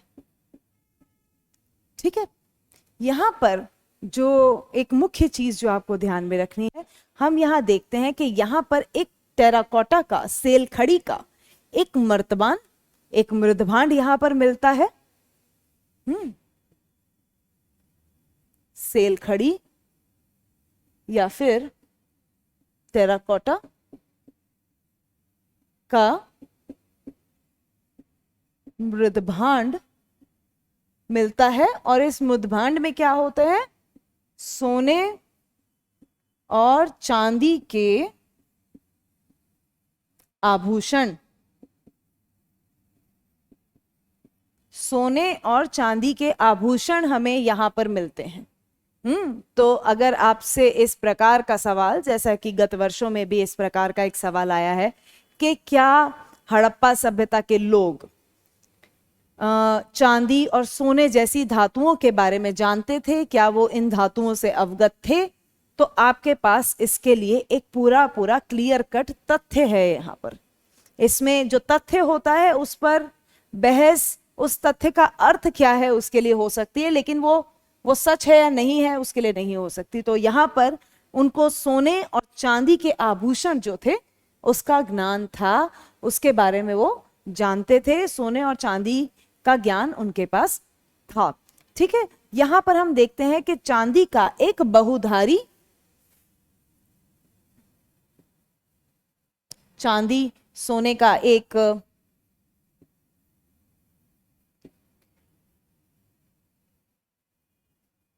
बहुधारी हार, इस प्रकार का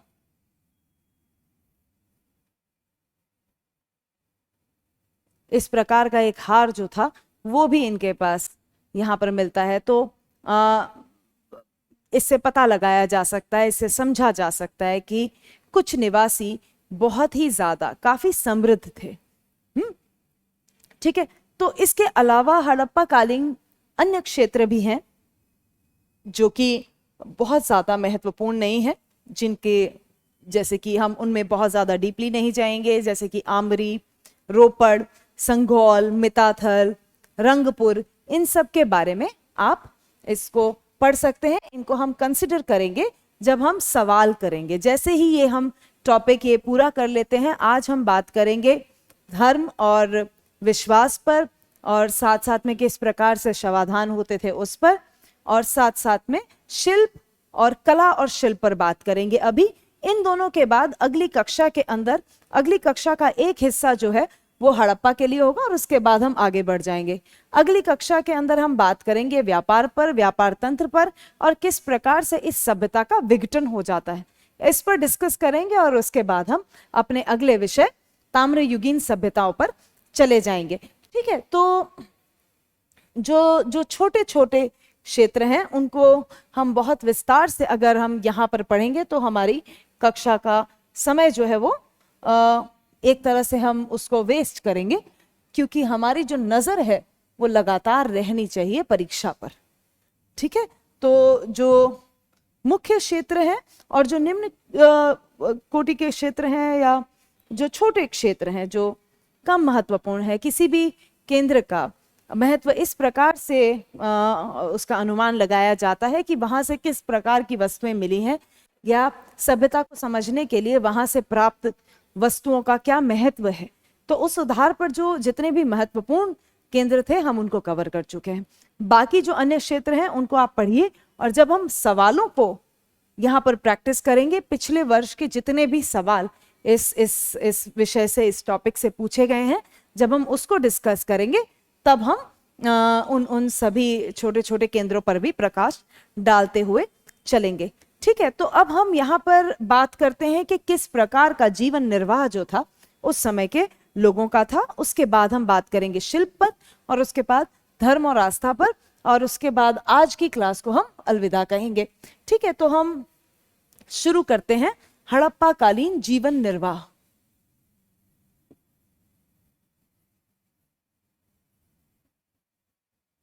किस प्रकार का जीवन हड़प्पा कालीन लोग जीते थे? हम देखते हैं कि कृषि जीवन का मुख्य आधार था। कृषि जीवन का मुख्य आधार था, और उसके साथ साथ वो ये मुख्य आधार था। इसके साथ साथ पशुपालन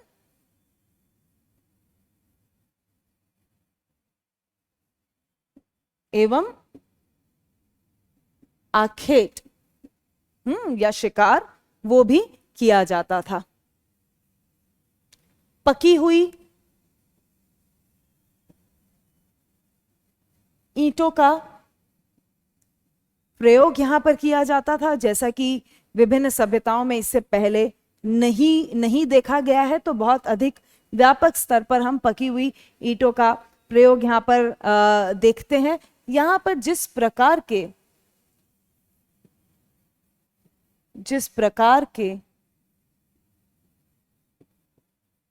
वन्य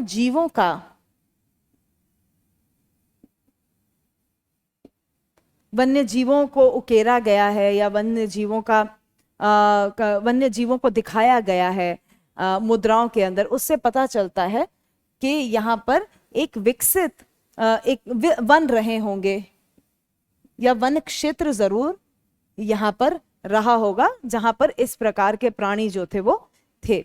अब यहाँ पर जलवायु पे हमेशा बहस बनी हुई है कि किस प्रकार का वन्य क्षेत्र रहा होगा या नहीं रहा होगा, क्योंकि जैसा मैंने आपको पहले भी कहा कि यहाँ पर लगातार प्राकृतिक बदलाव होते रहे, इसलिए जो जलवायु के संबंध में जो बहस है ये अनिर्णित है।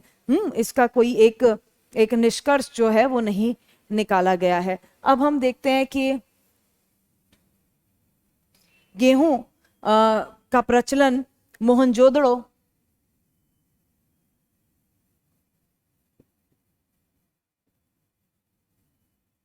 एवं हड़प्पा में था। उसके साथ साथ हम देखते हैं कि जौ जो है वो भी मोहनजोदड़ो में और हड़प्पा में, और साथ साथ में कालीबंगा में भी पाई गई। कालीबंगा में तो बहुत ही उत्कृष्ट प्रकार की जौ जो है वो हमें वहां से मिलती है, और साथ साथ में तिल जो थे, तिल का प्रयोग हम हड़प्पा के अंदर देखते हैं। तिल का प्रयोग हड़प्पा में किया जाता था। आज भी अगर आप देखेंगे बहुत सारे बदलाव आने के बावजूद जहां जहां जिस प्रकार की वनस्पति थी या जिस प्रकार की वनस्पति का आकलन उस समय किया गया, उस प्रकार की वनस्पति आज भी वहां मिलती है। जिस प्रकार से गेहूं वगैरह वहां उगाया जाता था या लोगों के आहार का वो अहम हिस्सा बन चुका था, आज भी गेहूं उस क्षेत्र विशेष में गेहूं भोजन का या आहार का मुख्य हिस्सा आज भी है। हम वहां पे देखते हैं कि कालीबंगा के अंदर हमें जुते हुए खेतों के प्रमाण मिलते हैं, वन्य पशुओं की हड्डियां मिलती हैं जैसे कि हिरन, सुअर, भेड़, बकरी, गधा। तो इससे पता चलता है कि ये सारे के सारे जानवर जो थे वो वहां पाए जाते थे। हाथी और ऊंट की हड्डियों की संख्या कम है, जिससे यह अनुमान लगाया जा सकता है कि इनकी संख्या वास्तविक रूप में भी कम ही रही होगी। हम देखते हैं कि यहाँ व्यापार जो था वो बहुत ही तेज गति से हो रहा था और बहुत ही व्यापक स्तर पर किया जाता था। गुजरात के अंदर, गुजरात के तटीय स्थलों में प्रोटीन युक्त, जैसे कि मैंने आपको कहा कि वहां पे प्रोटीन युक्त आहार का सेवन किया जाता था, वहां पर एक इस प्रकार के प्रमाण मिले हैं जहां पर घोंगा या स्नेल जिसे कहा जाता है, गुजरात में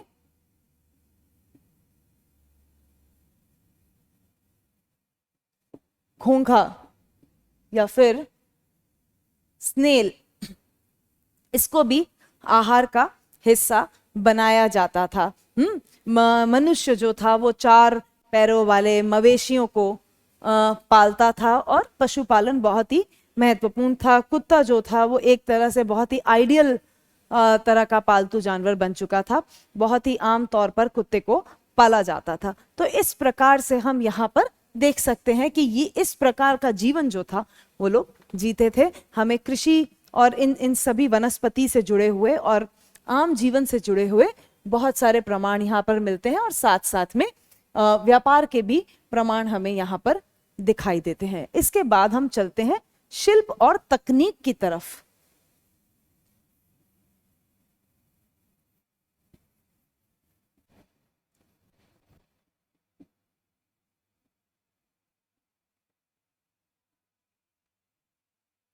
शिल्प और तकनीक की तरफ चलते हैं। कहा जाता है कि ये माना जाता है पुरातात्विदों द्वारा, इतिहासकारों द्वारा, कि हड़प्पा कालीन जो संस्कृति है वो कांस्य युगीन है।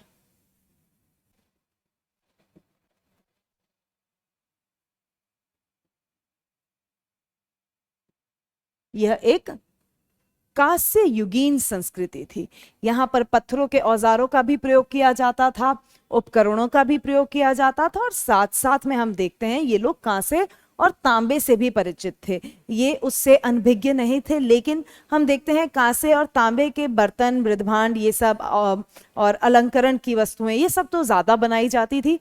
हमें यहाँ पर औजार कांसे के कम मिलते हैं, लेकिन इसका अर्थ ये नहीं है कि यहाँ पर इसके औजार कम थे, क्यों या फिर औजार नहीं बनाए जाते थे, मात्रा कम मिलती है, लेकिन फिर भी ये पाए जाते हैं। क्योंकि कांसा एक बहुत ही महत्वपूर्ण धातु के रूप में उभरा और मानव जीवन का एक बहुत महत्वपूर्ण हिस्सा बन चुका था, तो कांसे से जो वस्तुएं बनाई जाती है उनको कंसेरा कहा जाता था। तो इस कांसे का काम करने वाले जो लोग थे, तो कांसे का काम करने वाले जो कांसे का काम करने वाला जो एक तरह से समाज था, उसका महत्व बढ़ जाता है। ठीक है, कांस्य शिल्पियों या फिर कंसेरों का महत्व बढ़ चला जाता है। कंसेरों या कांस्य शिल्पियों का महत्व बढ़ जाता है इस समय पर आते आते। इसके साथ साथ यहाँ पर जो स्थापत्य है, स्थापत्य वो बहुत ही उत्कृष्ट था और बहुत ही महत्वपूर्ण था। मिट्टी एवं धातु की मोहरें बनाई जाती थी। मोहरें बनाना भी अपने आप में एक बहुत महत्वपूर्ण काम था और आगे हम देखेंगे, इस पर बात करेंगे कि ये जो मोहरें थी ये भी अलग अलग प्रकार की थी। जरूरी नहीं कि ये सिर्फ एक ही तरह की मोहरें जो हैं वो पाई जाती हों। मोहनजोदड़ो से बहुत सारे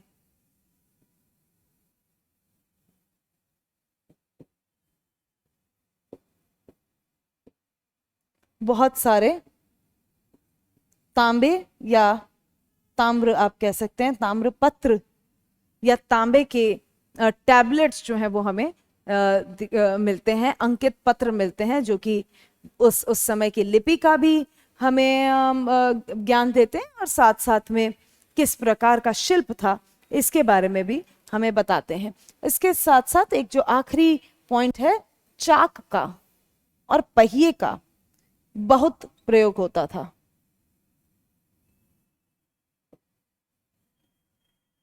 क्योंकि अगर आप किसी भी एक म्यूजियम वगैरह में गए हैं तो वहां पे आप देख पाएंगे कि किस प्रकार से कितनी अधिक मात्रा में जो मृदभांड है वो एकत्रित किए गए हैं। और मृदभांड अलंकरण का भी एक हिस्सा थे और साथ साथ में रोजमर्रा की जिंदगी का भी एक हिस्सा थे। तो चाक का प्रयोग जो था वो बहुत ही ज्यादा हमें इस समय पर मिलता है।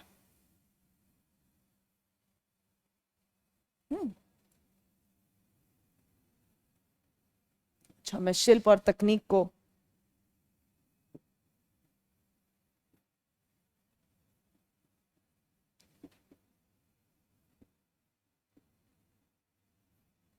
मिटाने के चक्कर में मैंने इसको भी मिटा दिया। ठीक है, इसके अंदर हम देखते हैं कि यहां पर पत्थर की मूर्तियां हमें मिलती हैं।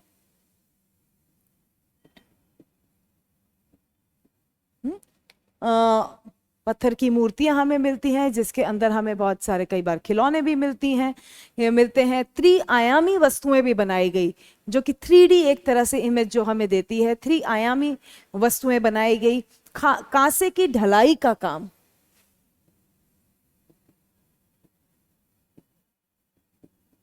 कांसे की ढलाई का काम यहां होता था। जैसे कि मान लीजिए मिट्टी का एक इस प्रकार से एक सांचा बनाया गया जिसके अंदर एक मटका बनाया जाना है, तो ये मिट्टी का सांचा बनाया गया।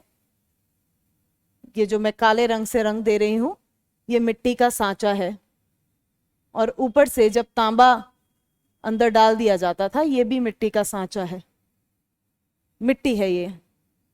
तो जब तांबा डाला जाता था तो वो इधर इधर जाएगा और एक आकार ले लेगा। इस प्रकार से हम देखते हैं कि यहाँ पर कांसे के ढलाई का काम होता था। इसको मिट्टी का भी प्रयोग किया जाता था। ठीक है, और इसको मोम विधि भी कहा जाता है। आप देखेंगे तो आपको ये विधियां यूट्यूब वगैरह पर आसानी से मिल जाएंगी। हम यहाँ पर डिटेल में इस पर बात नहीं करेंगे। उसके बाद हम देखते हैं कि लोथल के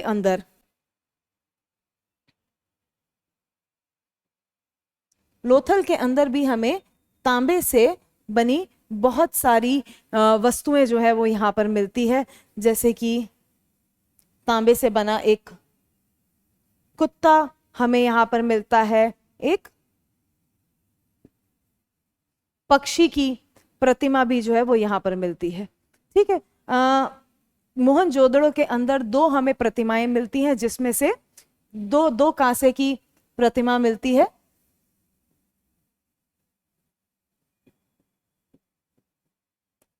यहां पर हमारे पास नर्तकी की प्रतिमा भी मिलती है। बहुत इतिहासकारों ने बाद में यह भी कहा कि यह हो सकता है कि किसी नर्तकी की प्रतिमा ना होकर किसी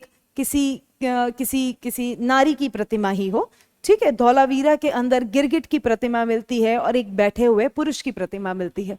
तो ये सारी चीजें जो हैं हमें शिल्प के आधार पर हमें मिलती हैं। अच्छा, अभी हमने बात की पत्थर की मूर्तियों के बारे में। इसके साथ साथ टेराकोटा की या सेल खड़ी की भी मूर्तियां हमें यहाँ पर मिलती हैं, और साथ साथ में मोहरें मिलती हैं। तो हम पहले मोहरों की बात कर लेते हैं। मूर्तियां जो हैं हम लगभग बात कर चुके हैं। कुछ मूर्तियां जो हैं वो मोहनजोदड़ो में पाई गई, जैसे कि मातृदेवी की मूर्तियां हैं। मातृदेवी की जो मूर्तियां, मिट्टी की मूर्तियां या टेराकोटा की मूर्तियां, ये जो मूर्तियां हैं बहुत विस्तृत नंबर में पाई गई हैं। ठीक है, पहले यहां से मूर्तियों से, मृण मूर्तियों से ही शुरुआत करते हैं। मैंने फिर शिल्प और तकनीक को मिटा दिया है गलती से। तो अभी मैं लिखती ही नहीं हूं, हमारे पास ज्यादा बोर्ड रहेगा। हाँ ठीक है, तो यहां पर हम जब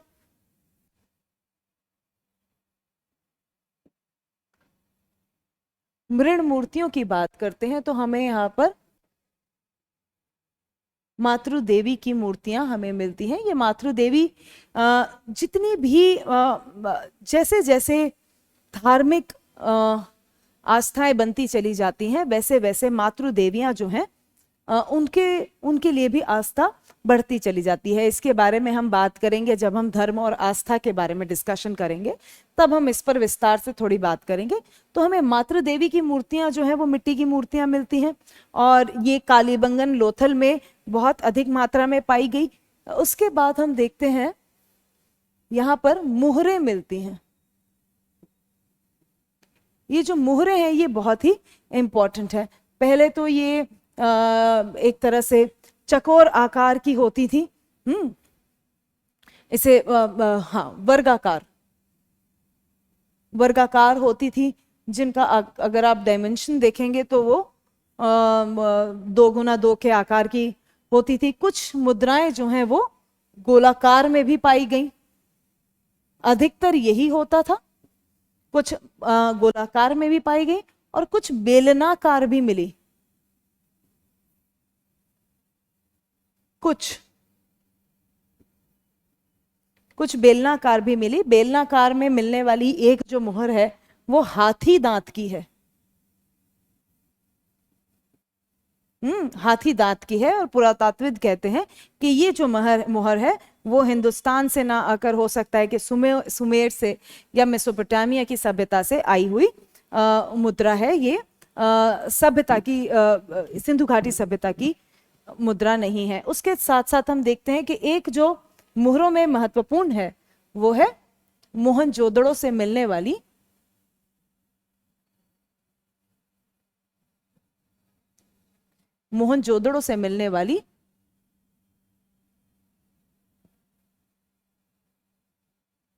पशुपतिनाथ की अंकित मुद्रा, जिस पर पशुपतिनाथ बैठे हुए हैं। उनके सर पर एक सींगों वाला मुकुट है और बहुत ही प्रभावी तरीके से ये अलंकरण किया गया है। ठीक है, तो इससे हमें जो इन सभी आयामों से, इन सभी विशेषताओं से हमें जो जानने को मिलता है धर्म, आस्था और समाज के बारे में, उस पर भी अभी हम अभी उस पर बात करेंगे।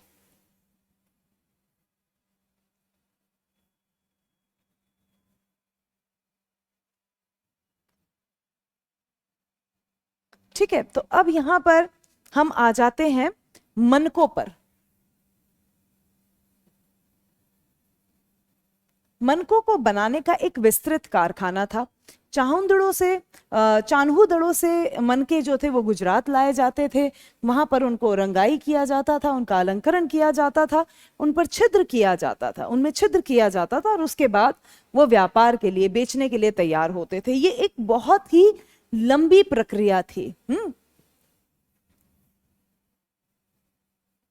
चान्हू दड़ों से गुजरात जाते थे, और ये बहुत ही लंबी प्रक्रिया थी। इतनी के एक मनका बनाने के लिए 24 घंटों का समय लगता था।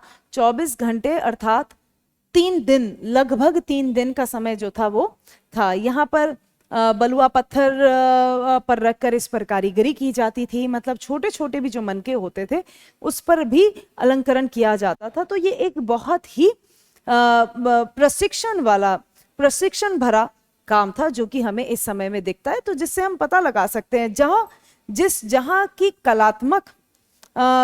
जिस कलात्मक आयाम अगर बहुत ही प्रखर है, इससे आप अनुमान लगा सकते हैं कि वो सभ्यता जो है वो कितनी प्रभावशाली रही होगी। मनकों के बाद अब हम चलते हैं आभूषण पर। राखी गढ़ी में भी हमें बहुत ही बेहतरीन तरीके के मनके मिलते हैं। ठीक है, उसके बाद हम चलते हैं अब आभूषण पर। यहां पे क्या है कि भाई स्त्री एवं पुरुष दोनों ही पहनते थे, दोनों ही आभूषण पहनते थे। हार, बाजूबंद, अंगूठियां, कान के बूंदे, ये सब आम बात थी स्त्री और पुरुषों के लिए पहनने के लिए। इसलिए हम देखते हैं कि बहुत सारे सोने के कुंडल, सेल खड़ी के मनके, बहुमूल्य जो रत्न वगैरह थे, बहुमूल्य रत्नों से भी ये लोग वाकिफ थे। ठीक है, ये जो होते थे, ये मैं यहां लिख देती हूं कि आप ना भूलें, बहुमूल्य रत्न, सोना, चांदी, और साथ साथ में सेल खड़ी के भी मनके बनाए जाते थे और पहने जाते थे। ठीक है, यहां पर हम देखते हैं कि साथ साथ में हरियाणा के अंदर एक स्थान है फरमाना करके, जहां पे हम देखते हैं कि शवों को गहनों के साथ दफनाया गया है, कि गहनों को इतना अहम माना गया कि शवों को गहनों के साथ दफनाया गया है। ठीक है, इसलिए वहां से भी हमें इस प्रकार के प्रमाण मिलते हैं। सूत कताई का जो काम था वो बहुत ही बेहतरीन तरीके से होता था। अमीर और गरीब दोनों ही सूत कताई करते थे। और साथ साथ में यहाँ पर शिल्पियां जो थी, उनका भी प्रयोग आभूषणों के लिए किया जाता था। इसके साथ साथ में, आभूषणों के साथ साथ में, जब हम कपड़े की बात कर रहे हैं तो यहाँ पर फैशन का भी हमें सामान मिलता है। आप देखेंगे मोहनजोदड़ो के अंदर ही, आई थिंक यहाँ पर आपको कंघा और सिंदूर दानी और इस प्रकार से सजावट, साज सज्जा के जो सामान थे वो भी यहाँ मिलते हैं। ठीक है, तो इस पर हम बातचीत करेंगे, व्यापार पर हम बाद में बातचीत करेंगे। उसके बाद हम चलते हैं धर्म और अंत्येष्टि व्यवहार पर।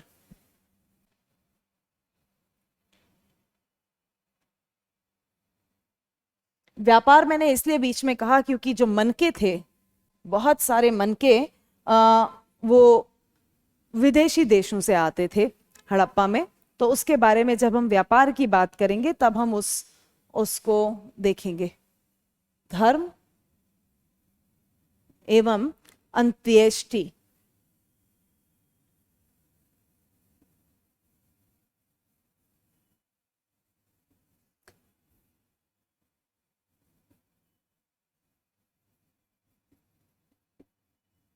धर्म एवं अंत्येष्टि व्यवहार। ओके, तो हड़प्पा के जो धर्म थे या फिर सिंधु घाटी सभ्यता का जो धार्मिक परिवेश था या जो धार्मिक आयाम है, उसके कुछ मुख्य पहलू हैं। उसके मुख्य पहलुओं को समझने के लिए हमारे पास 4 चीजें हैं जिनके आधार पर हम उसको समझते हैं। पहला बिंदु है कि उर्वरा शक्ति की प्राथमिकता।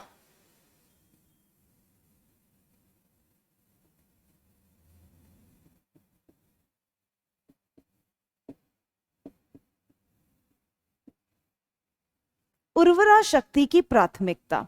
उर्वरा शक्ति जो है वो केवल और केवल वस्तुओं के बढ़ने या कृषि से या कृषि तक संबंधित नहीं थी। इस पर हम बात करेंगे कि ये किस प्रकार से इस शक्ति को प्राथमिकता मिलती है। उसके बाद है अन्य प्राचीन सभ्यताओं के साथ तुलना। क्या हो रहा था अन्य सभ्यताओं में, किस प्रकार की व्यवस्था थी अन्य सभ्यताओं में। उसके बाद है हिंदू धर्म के साथ तुलना।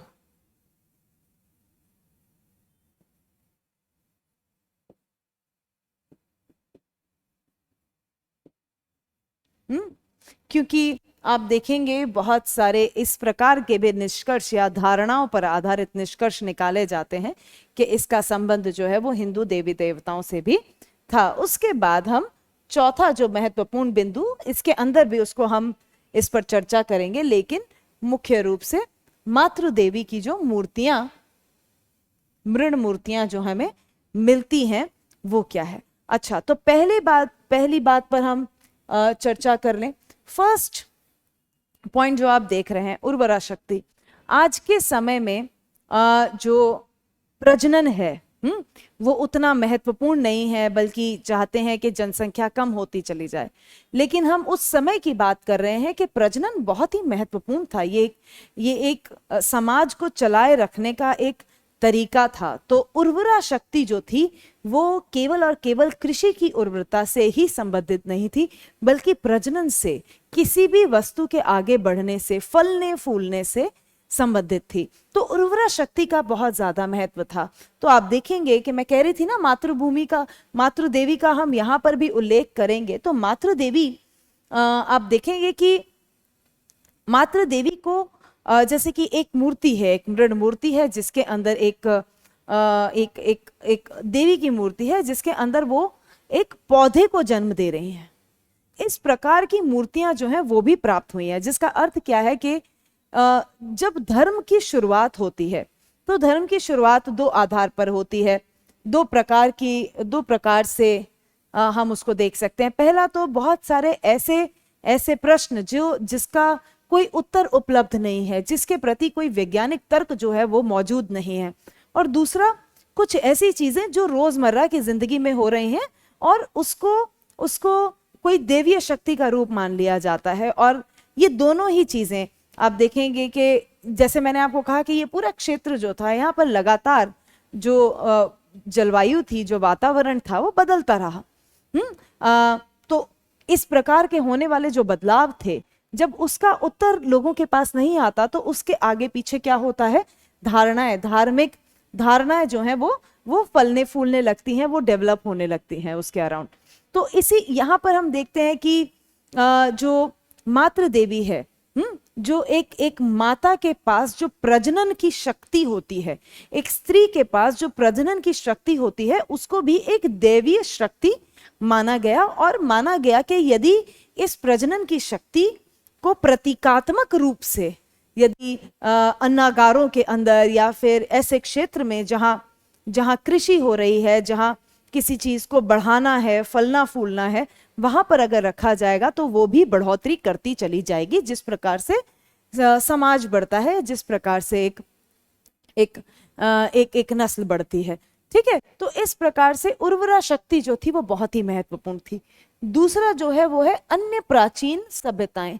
अगर हम इसको हम मेसोपोटामिया के साथ देखें तो मेसोपोटामिया के अंदर बहुत से मंदिर पाए जाते हैं, बहुत सारे मंदिर पाए जाते हैं, बहुत सारी देवियां पाई जाती हैं, देव देवियां पाई जाती हैं। लेकिन हड़प्पा सभ्यता के अंदर किसी भी मंदिर का कोई प्रमाण हमें नहीं मिलता है, किसी भी मंदिर का कोई प्रमाण नहीं मिलता है। हमें अग्नि वेदिकाएं मिलती हैं, हमें स्नानागार मिलते हैं, जिनसे ये एक निष्कर्ष निकाला जा सकता है कि हाँ, धार्मिक अनुष्ठान होते थे, धार्मिक कर्मकांड होते थे, लेकिन किसी भी प्रकार के मंदिर के अवशेष हमें अभी तक प्राप्त नहीं हुए हैं। तो ये बहुत ही ध्यान में रखने वाली चीज है। उसके बाद हिंदू धर्म के साथ तुलना। हिंदू धर्म जो है, क्योंकि वही बात हो गई, जब एक मंदिर का जिस प्रकार से मंदिर है, उस प्रकार की अगर हमें कोई संरचना नहीं मिलती है तो उसको हम सीधा हिंदू धर्म से नहीं जोड़ सकते हैं, क्योंकि उसके बीच में एक बहुत लंबा समय था जिसके बाद वैदिक धर्म की शुरुआत होती है। बहुत लोग जोड़ने की कोशिश करते हैं, लेकिन इस प्रकार के कोई तथ्य जो है वो मौजूद नहीं है। उसके साथ साथ मातृदेवियों का महत्व बहुत ज्यादा था, बहुत अधिक मात्रा में मातृदेवियों की मूर्तियां मिली हैं।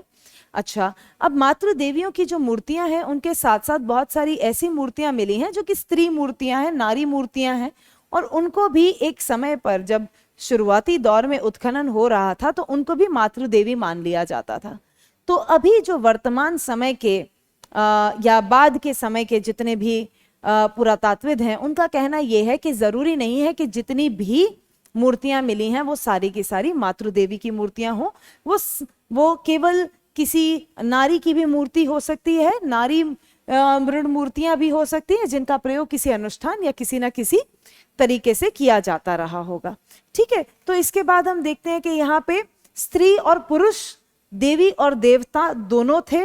मातृदेवियां भी थी और उसके साथ साथ पशुपति महादेव की मूर्ति भी हमें मिलती है। यहाँ पर लिंग पूजा का प्रचलन मिलता है। योनि का प्रचलन जो था, लिंग और योनि का प्रचलन था। उनकी पूजा की जाती थी, क्योंकि प्रजनन और उर्वरा जो शक्ति थी वो बहुत महत्वपूर्ण थी। उसके साथ साथ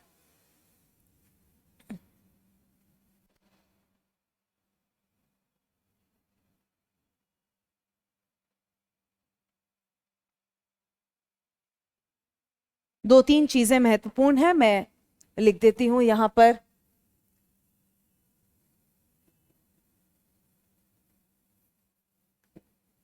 देवी एवं देवता दोनों थे। मातृ देवी और पशुपति यहाँ पर एक उदाहरण के तौर पर। उसके साथ साथ यहाँ लिंग पूजा होती थी। साथ साथ में हम देखेंगे वृक्षों एवं पशुओं की पूजा की जाती थी। वृक्षों एवं पशुओं की पूजा की जाती थी। एक मोहर पर पीपल की डाली के बीच विराजमान देवता का चित्र है। पशुपति को बीच में बिठाया गया है और ऊपर पीपल का वृक्ष दिखाया गया है। तो इससे पता चलता है एक महत्वपूर्ण पशु एक सींग वाला गेंडा हो सकता है शायद तक, ठीक है, ऐसा अनुमान लगाया जाता है, जिसको बहुत ही पूज्य माना गया है। कुबड़ वाले सांड का भी कुछ ना कुछ धार्मिक महत्व समझ में आता है। ठीक है, तो हम देखते हैं कि सिंध प्रदेश के निवासी उस समय भी इसी प्रकार से पशु और वृक्षों का, पशुओं का मानव स्वरूप के रूप में उसकी पूजा करते थे, और वो आज भी प्रचलित है। मंदिर नहीं बनाते थे, इन्हीं जो प्राकृतिक प्रतीक हैं इन्हीं की पूजा करते थे और मंदिर नहीं बनाते थे। ये साथ साथ में हो सकता है कि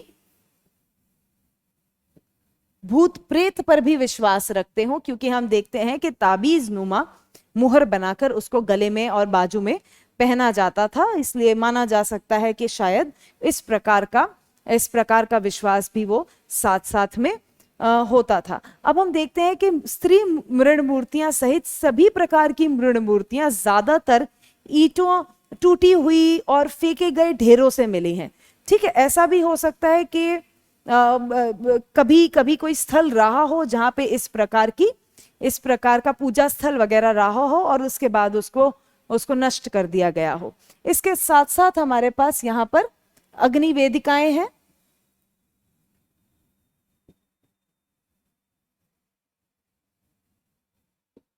यहाँ पर हमें अग्नि वेदिकाएं दिखती हैं, जैसे कि कालीबंगा के अंदर। यहाँ पर हमें पता चलता है कि यहाँ पर कर्मकांड होते थे और साथ में निवास स्थल भी मिलता है कालीबंगा में, जिसको माना जाता है कि हो सकता है वो किसी पुरोहित का हो।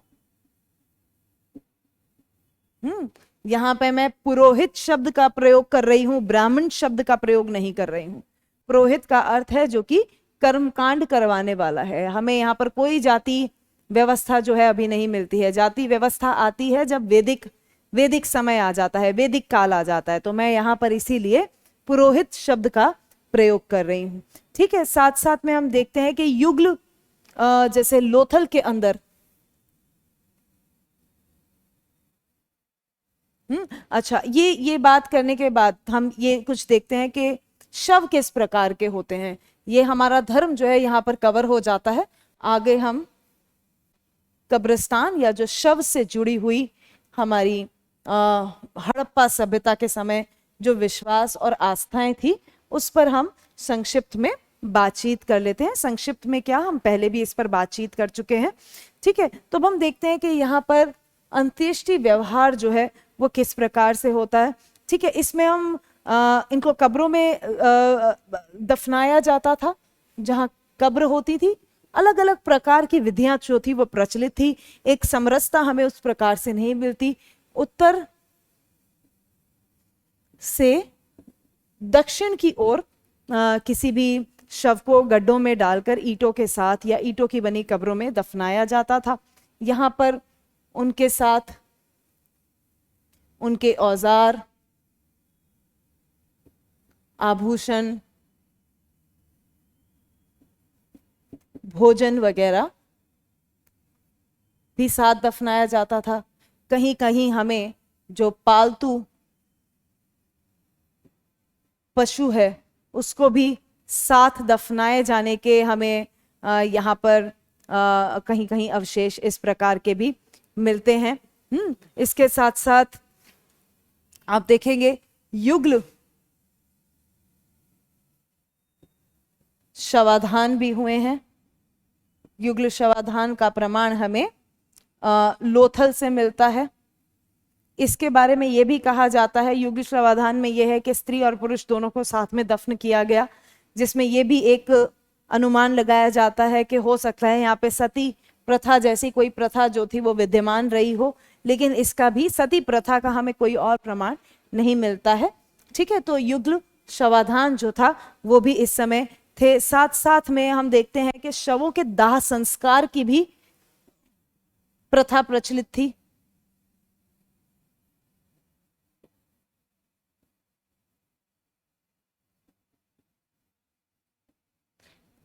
दाह संस्कार की भी प्रथा प्रचलित थी और इसके साथ साथ हम देखते हैं कि कुछ कुछ प्रतीकात्मक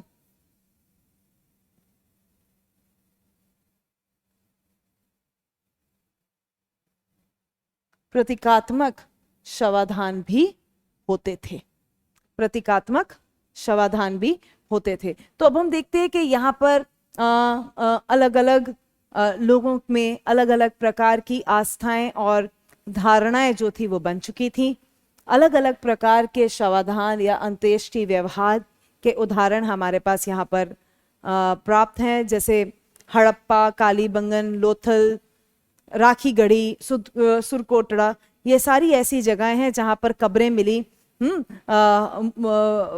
और कहीं कहीं सिर्फ कंकाल मिले, जैसे मोहनजोदड़ो। तो यहाँ पर इस आधार पर हम पता लगा सकते हैं कि क्या होता है। अच्छा, ये जो प्रतीकात्मक शवाधान होते थे इसको थोड़ा सा इलैबोरेट कर लेती हूँ, आप इस पे देख भी सकते हैं। आई थिंक आप एनसीईआरटी वगैरह पढ़ेंगे तो और स्पष्ट हो जाएगा। एक क्लैरिटी के लिए मैं आपको बस बता देती हूँ कि इन शवाधानों में, क्योंकि ये प्रतीकात्मक है, इन शवाधानों में शव नहीं होते थे।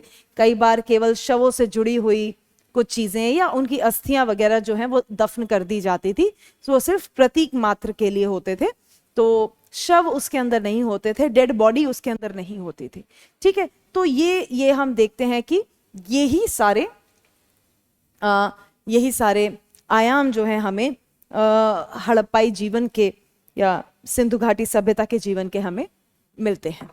ठीक है, तो इसके बाद कल हम चलेंगे व्यापार तंत्र की ओर। हम व्यापार तंत्र को समझेंगे और उसके बाद नगरीय जीवन का पतन किस प्रकार से होना शुरू होता है और उसके लिए क्या क्या किस प्रकार की दलीलें दी जाती हैं, क्या क्या निष्कर्ष जो हैं वो वैज्ञानिकों और इतिहासकारों, पुरातात्विदों ने निकाले हैं, उस पर हम बातचीत करेंगे। और उसके बाद हम ताम्र युगीन जो सभ्यताएं हैं, सभ्यता नहीं संस्कृतियां जो हैं, उस पर हम चले जाएंगे। ठीक है, तो आशा है कि आपको आज की बातचीत से कुछ ना कुछ समझ आया होगा। मिलते हैं अगली कक्षा में। बहुत बहुत शुक्रिया, धन्यवाद, स्वस्थ रहिए।